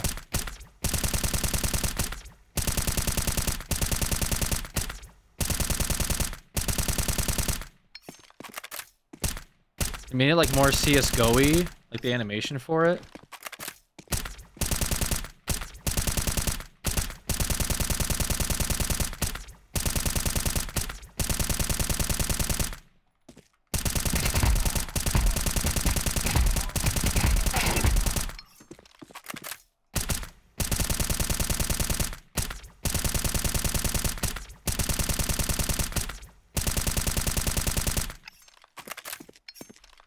Interesting.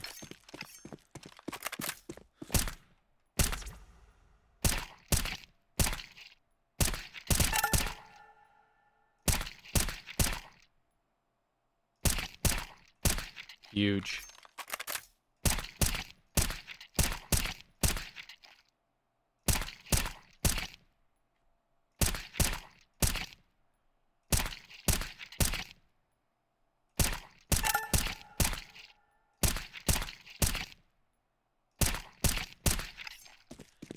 When's like CS case opening? I'm thinking about it. I think I might do like a AI versus case opening thing. That'd be kind of funny.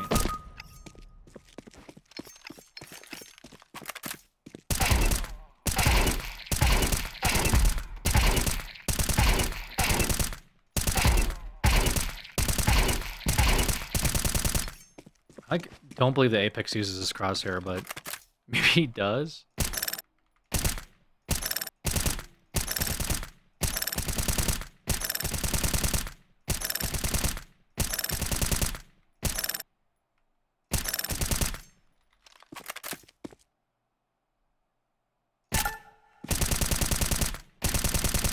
Ugh.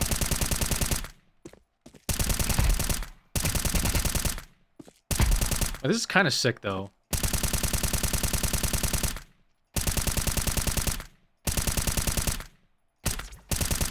I don't know. I feel like it's super gimmicky.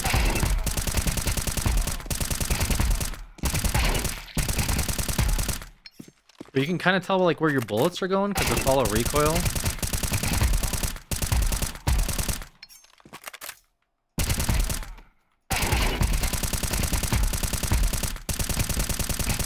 I don't know, maybe? I don't think anyone, like, does anyone ever seriously use it, though?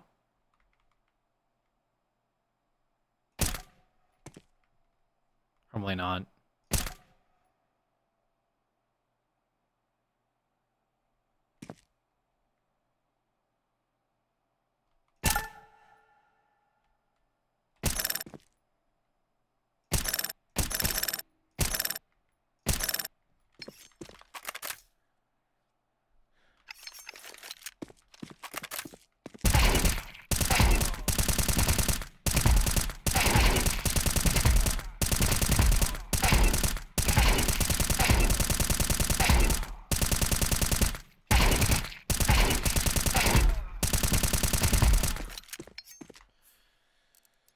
Okay.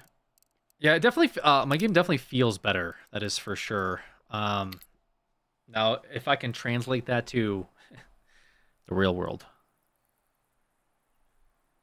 I also have 2 credits balance. Holy smokes, 2 credits. What can I buy with that? Nothing. I can't buy anything with 2 credits.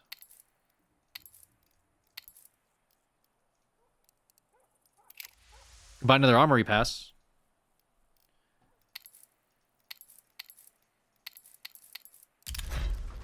Wait, how do I... Alright. Are these new? I swear that M4 was here last time. I can buy a sticker. The Sport and Field color. Oh, yeah, this right here. Yes, this right here. But this costs 4. Any technical issues? I think it's fine. It's just...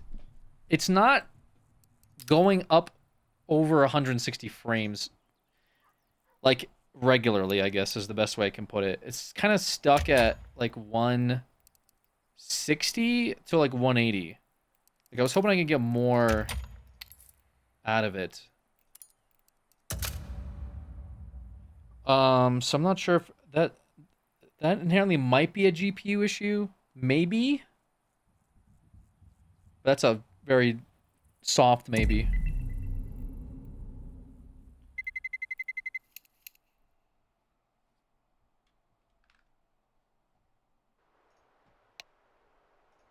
Because the rest of everything should be fine. Oh.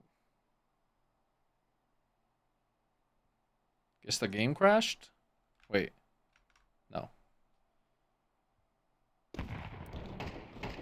What are you hoping to hit? I definitely want to hit over, I definitely want to be over 200 frames, I think.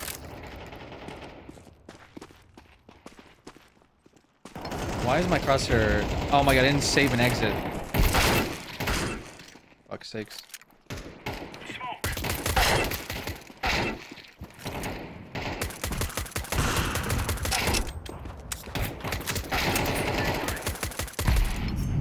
what's my sense at? Maybe we do 2.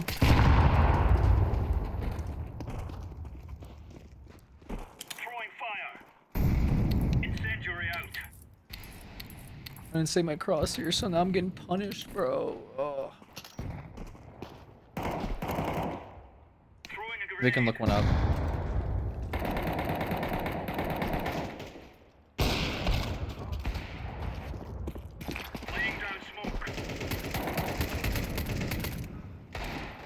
We'll just steal Apexes, I guess.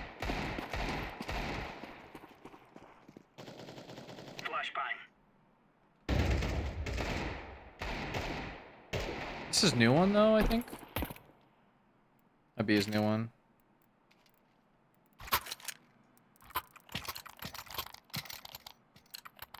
These fellas are gonna regret waking up this morning.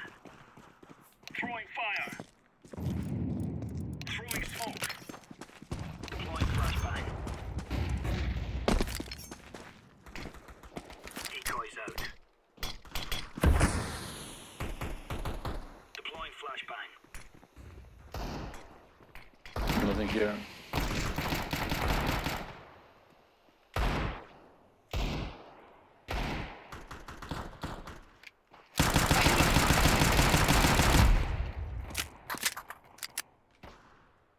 It was crazy for a dink.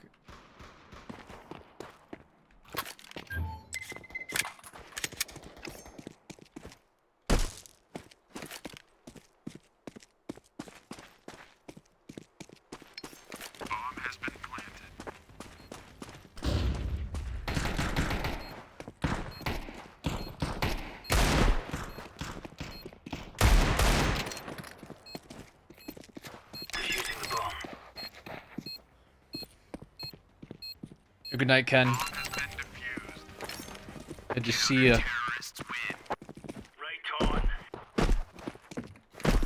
Wouldn't want to be ya.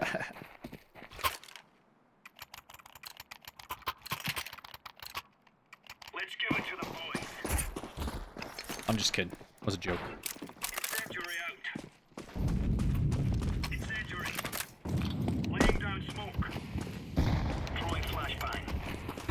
Throwing smoke. Throwing fire.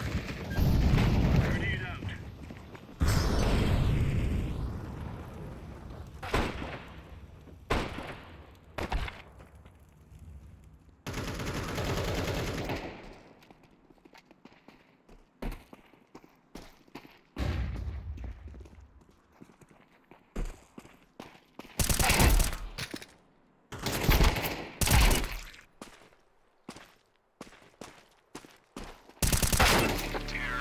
Come on, bro. Hey, what is with this spectate, man?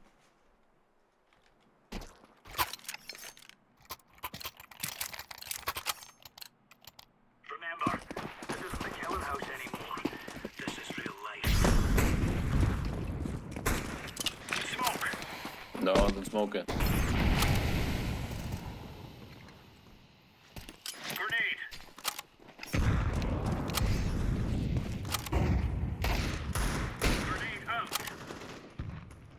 First telling me how to smoke it. Come and get, come and get.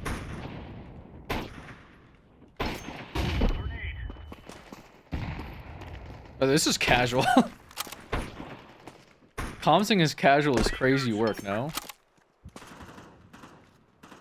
Like hard calming?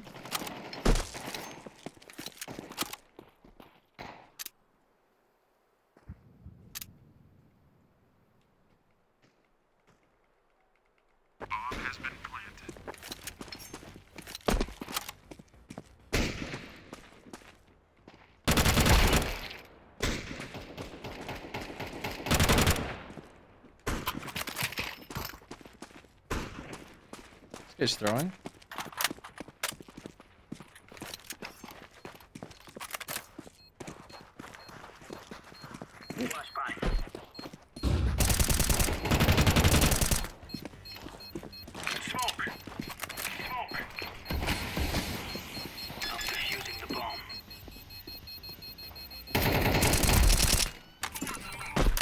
Oh, baby! That was like a fucking movie scene, bro. That was a movie scene ass retake. Move it, son.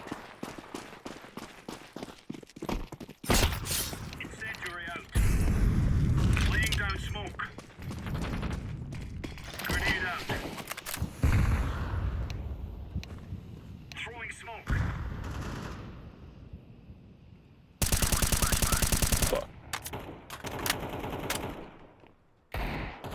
Java stuff, by the way, was pretty good.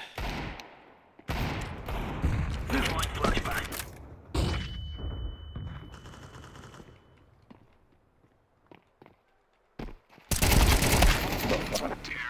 Damn. The peeker's advantage, I don't know. I always feel like whenever I get peeked into, I'm so slow.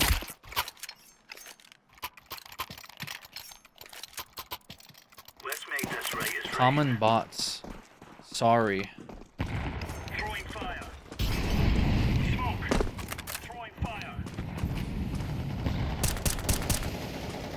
Throwing a grenade. Grenade out. You shot the grenade? Grenade.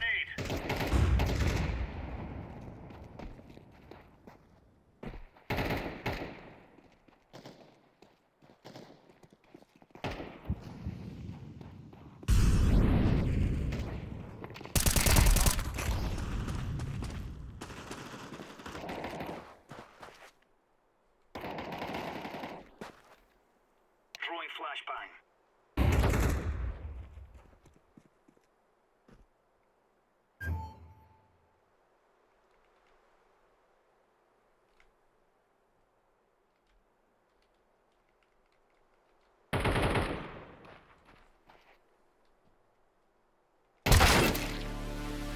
Okay.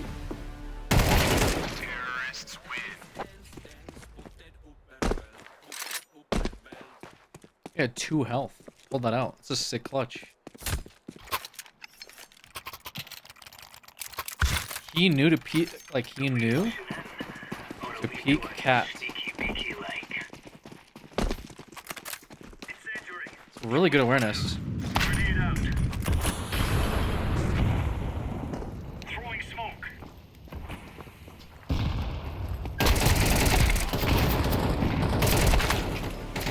Incendiary out. Throwing a grenade. YouTube highlight, yeah. Flashbang.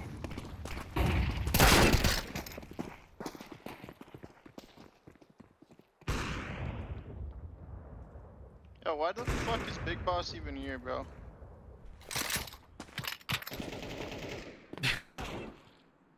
Terrorists win. Mayate is last alive and dies. Lol. 40-year-old.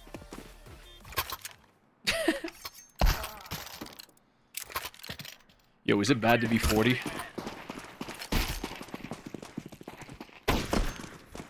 Asking for a friend. Incendiary.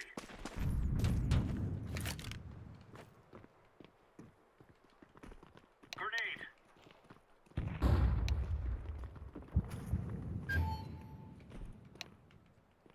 Grenade out. Flashbang out.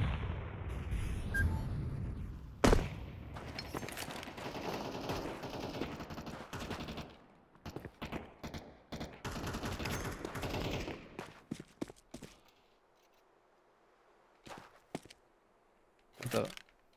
Deploying flashbang. They have mid. Confused. Counter terrorists win. Easy peasy lemon squeezy.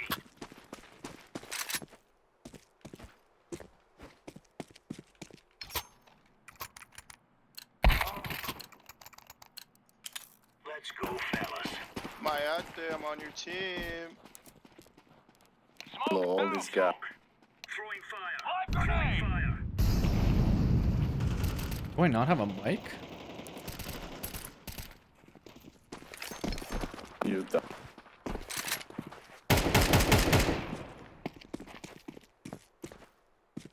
Throwing flashbang.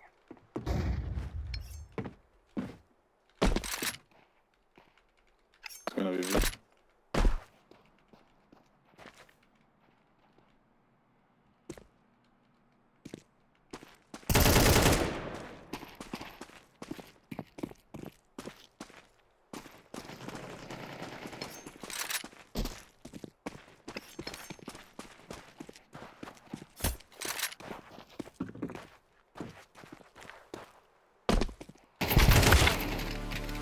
Okay. Oh no. I'm so helplessly addicted to NTE. Oh boy.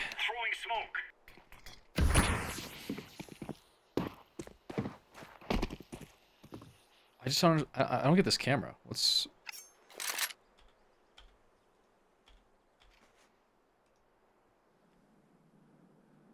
Is this like? So you get like shellcaster perspectives or something?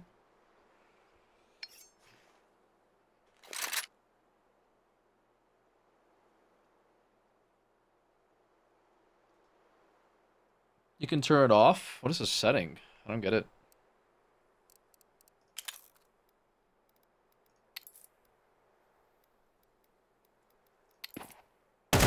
Counter-terrorists win. Oh, yeah. The Halo theme? What the heck?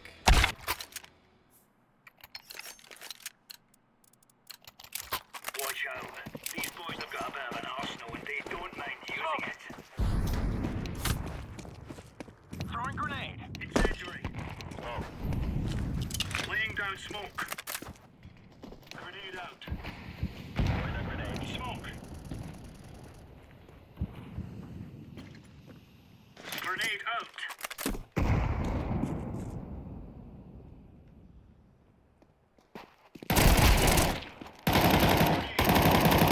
Incendiary out. Throwing a grenade.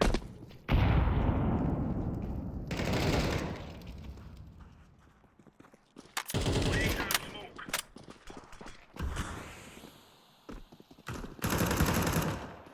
Retard. Retard.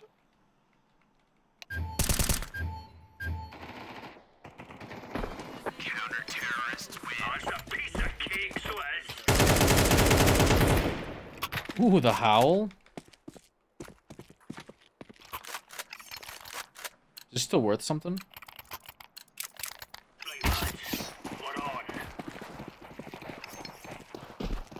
Throwing smoke. Probably. Throwing fire. 5K. Holy smokes.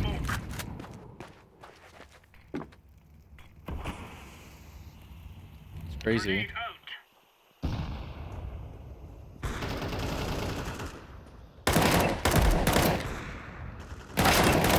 Who killed who? I killed you, retard. Yeah, sure. Go get some girlfriend.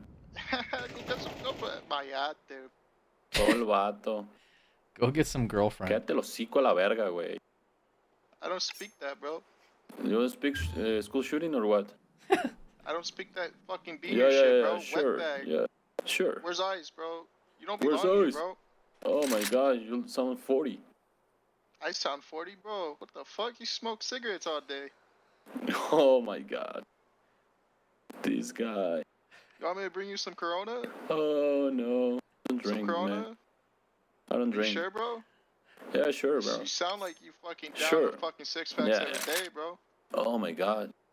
You're so wrong, Sound man. Mayate. You're so It's wrong. okay, bro. I understand. Yeah, I'm trying to understand, man. Why you sound so fucking retard? Why you can't even speak proper English, bro? Entonces vete a la verga, güey. Hey, calm down, Mayate. You Vete a sound la like verga. it sounds like you're angry. Alright. I mean, Did that's. Ice take away your kids or something? What happened? Dude, this Okay. is.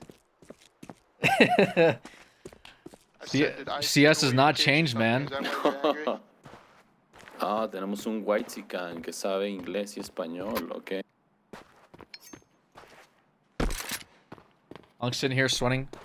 Yeah, dude, when I loaded into CS, I was like, let's have some respectful commentary, guys. Los niños. Ice take them. Ice take them. People might think CS is super toxic. Familia, por favor. You guys are retarded. Just saying. It's okay, Mayate. Okay.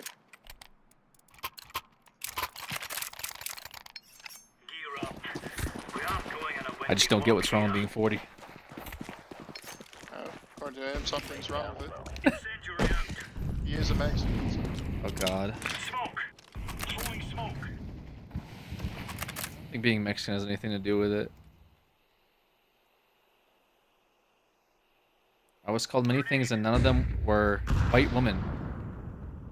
What were you called? That's the way we do it. Grenade out. Incendiary. Mayate. Oh no.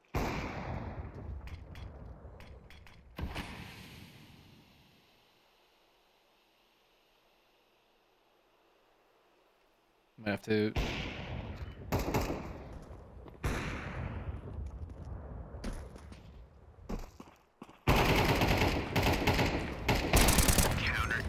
I might have to meet these guys. Well, because I own skins.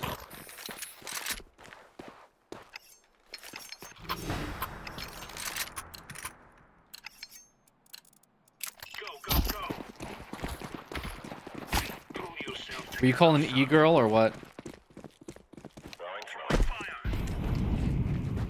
Laying down smoke. Throwing smoke. Grenade out. Grenade out. Flashbang.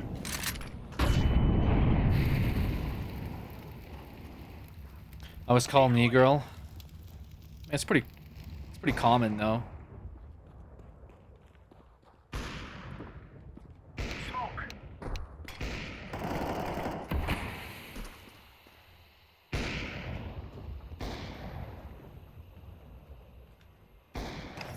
Bomb is on site. What is going on? Bomb is being like planted behind this guy.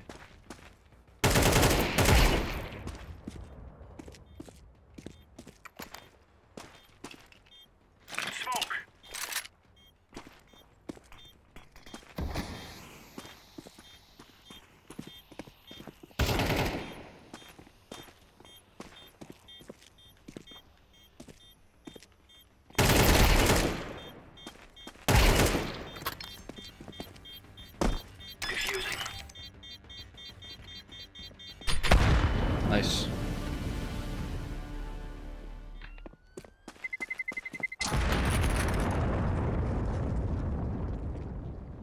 Coffee flexing her knife in general chat. Fucking kicking this retard, bro. He lets someone to be.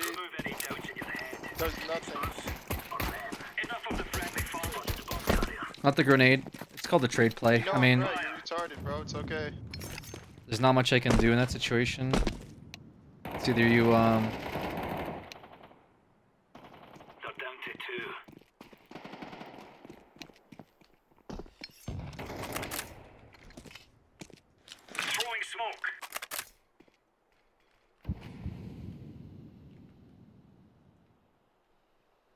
How the heck is... Oh my god. I was like, this guy got out already? Like, what the fuck?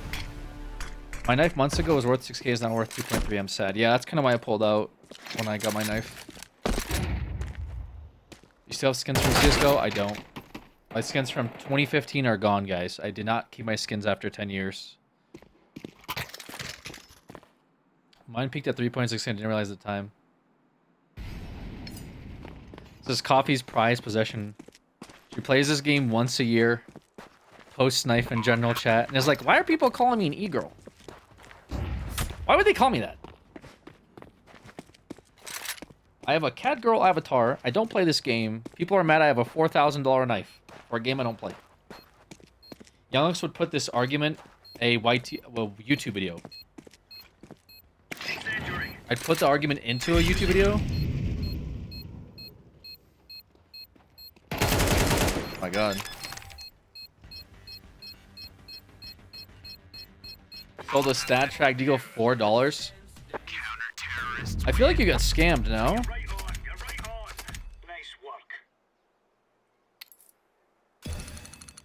Stat track deagle for $4 doesn't seem like a whole lot.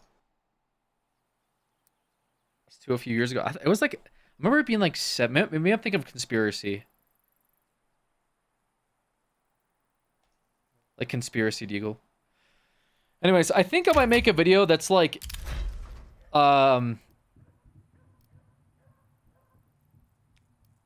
AI picks my cases for me, and then we get our money back, because AI will predict all the best cases I should be opening.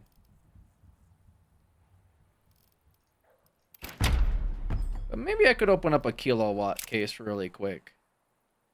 Just very quickly. Just very... Open for rent is crazy. Just very quickly.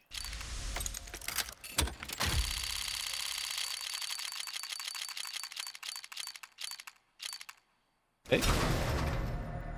That is not what I wanted. Why do I even have these, by the way? Why do I have kilowatt cases for this fucking knife I don't care about? Was it for the chrome cannon? Cannon.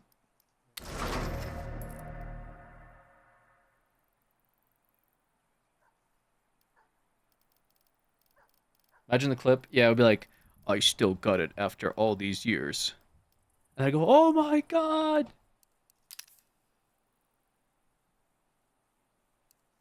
After all these years, I still play Counter-Strike and still win. Actually, opening up that case did kind of give me like some chills a little bit. I got slight chills, like my hand is shaking slightly. That was weird. Huh. Yeah, I gotta pick up my prescription tomorrow. Ran out of my meds. Why did I open? Why do I have these cases? Genuinely, why did I buy these?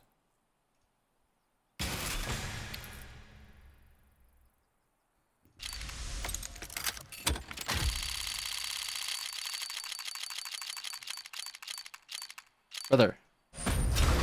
Get the fuck out of here. Might as well open them all. These are all, like, garbage, though. May I have one? Sure, you want 1 kilowatt case?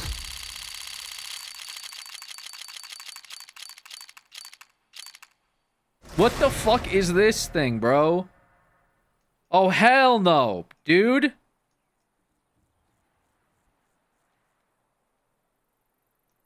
Bro.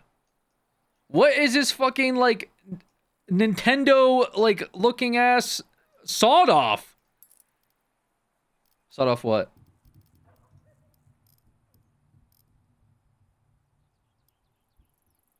What? What the flip? What the freaking heck is that? It's Kanto region. Sock on? Sock on what? Yeah, so I have no other cases, I freaking guess? Like, what was I doing with this? Maybe I was only buying certain ones.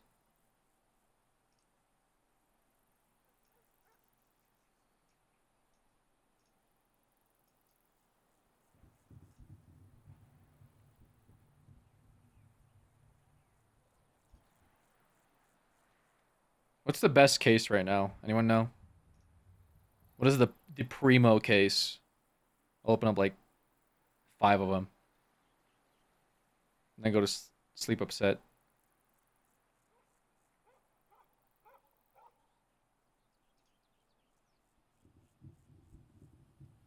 Not fracture, not gamma. Gamma 2? What the heck? Recoil maybe? No, that's gloves.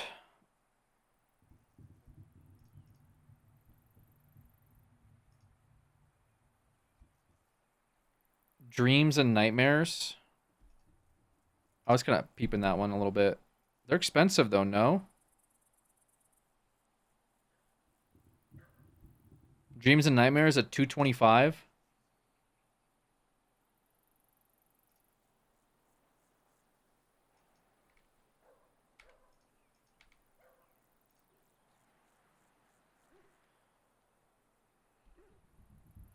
Dude, I have to do all this like stupid BS to now buy cases.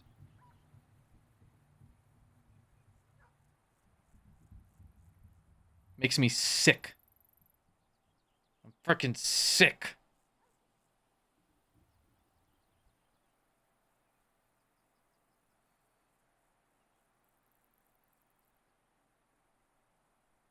Pissed. Not buying cobblestone cases, Mac. That meme is like as old as the cases.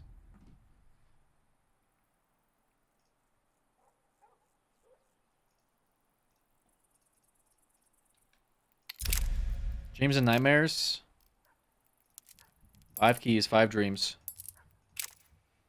Let it rip. Dreams and nightmares is a psyop. Okay. Okay, let's do it. Psyop me, baby. Garbage. Hot garbage. Hate it. Hate every second of it.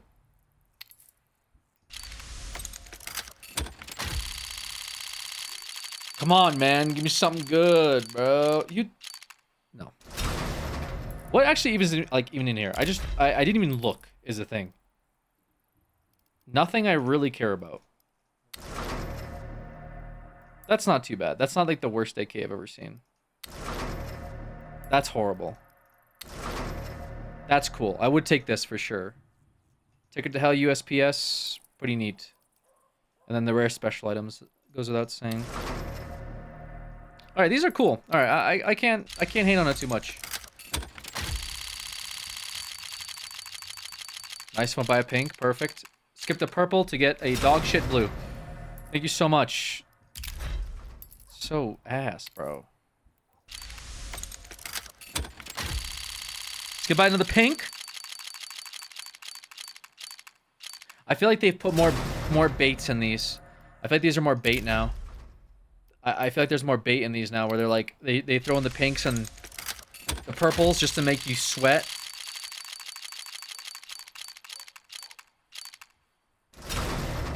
Yeah, that was the worst case opening like yet to date, actually. That was really bad. That was really, really bad. Just 5 garbage blues.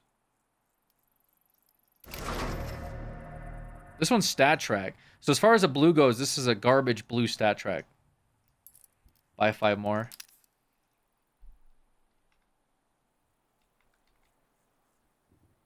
Yeah, the odds there were like something fucked.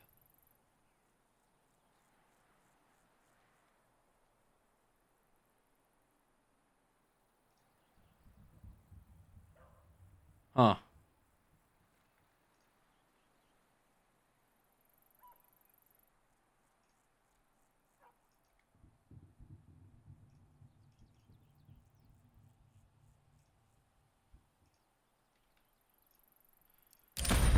Yeah, we go print stream here.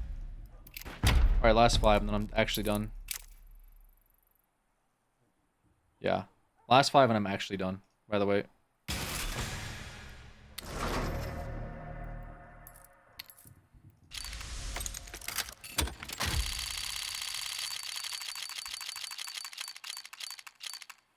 Oh my god, dude!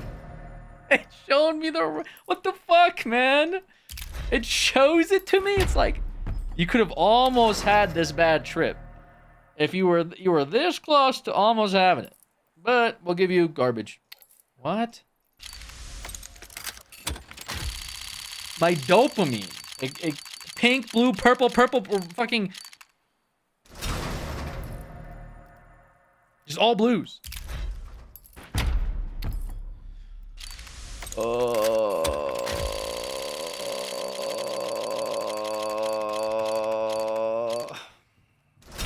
This is terrible. This is actually so bad. What the fuck?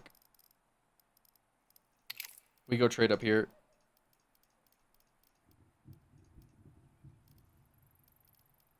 We trade up these. What the fuck is this? What the fuck is this, bro? Crazy 8. I'm the crazy 8. Oh my god. Bro.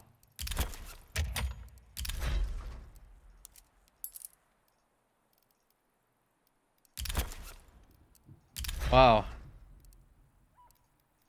Yeah, it's pretty bad, man. Alright, last 2. I'm actually done. I'm actually done. Not joking.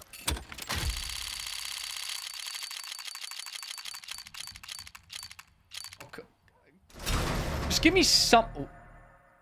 I don't hate it as the thing. This actually does look kind of cool, but like, what the fuck, man? By the way, totally rentable. All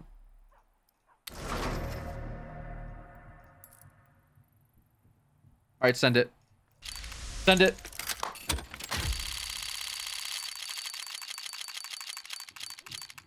Oh.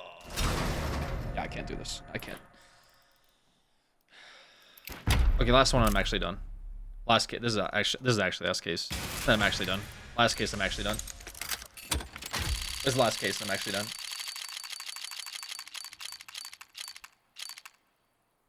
Yeah, no, fuck you. Actually, no, fuck you. Cool, and that's why you don't just do that ever, because...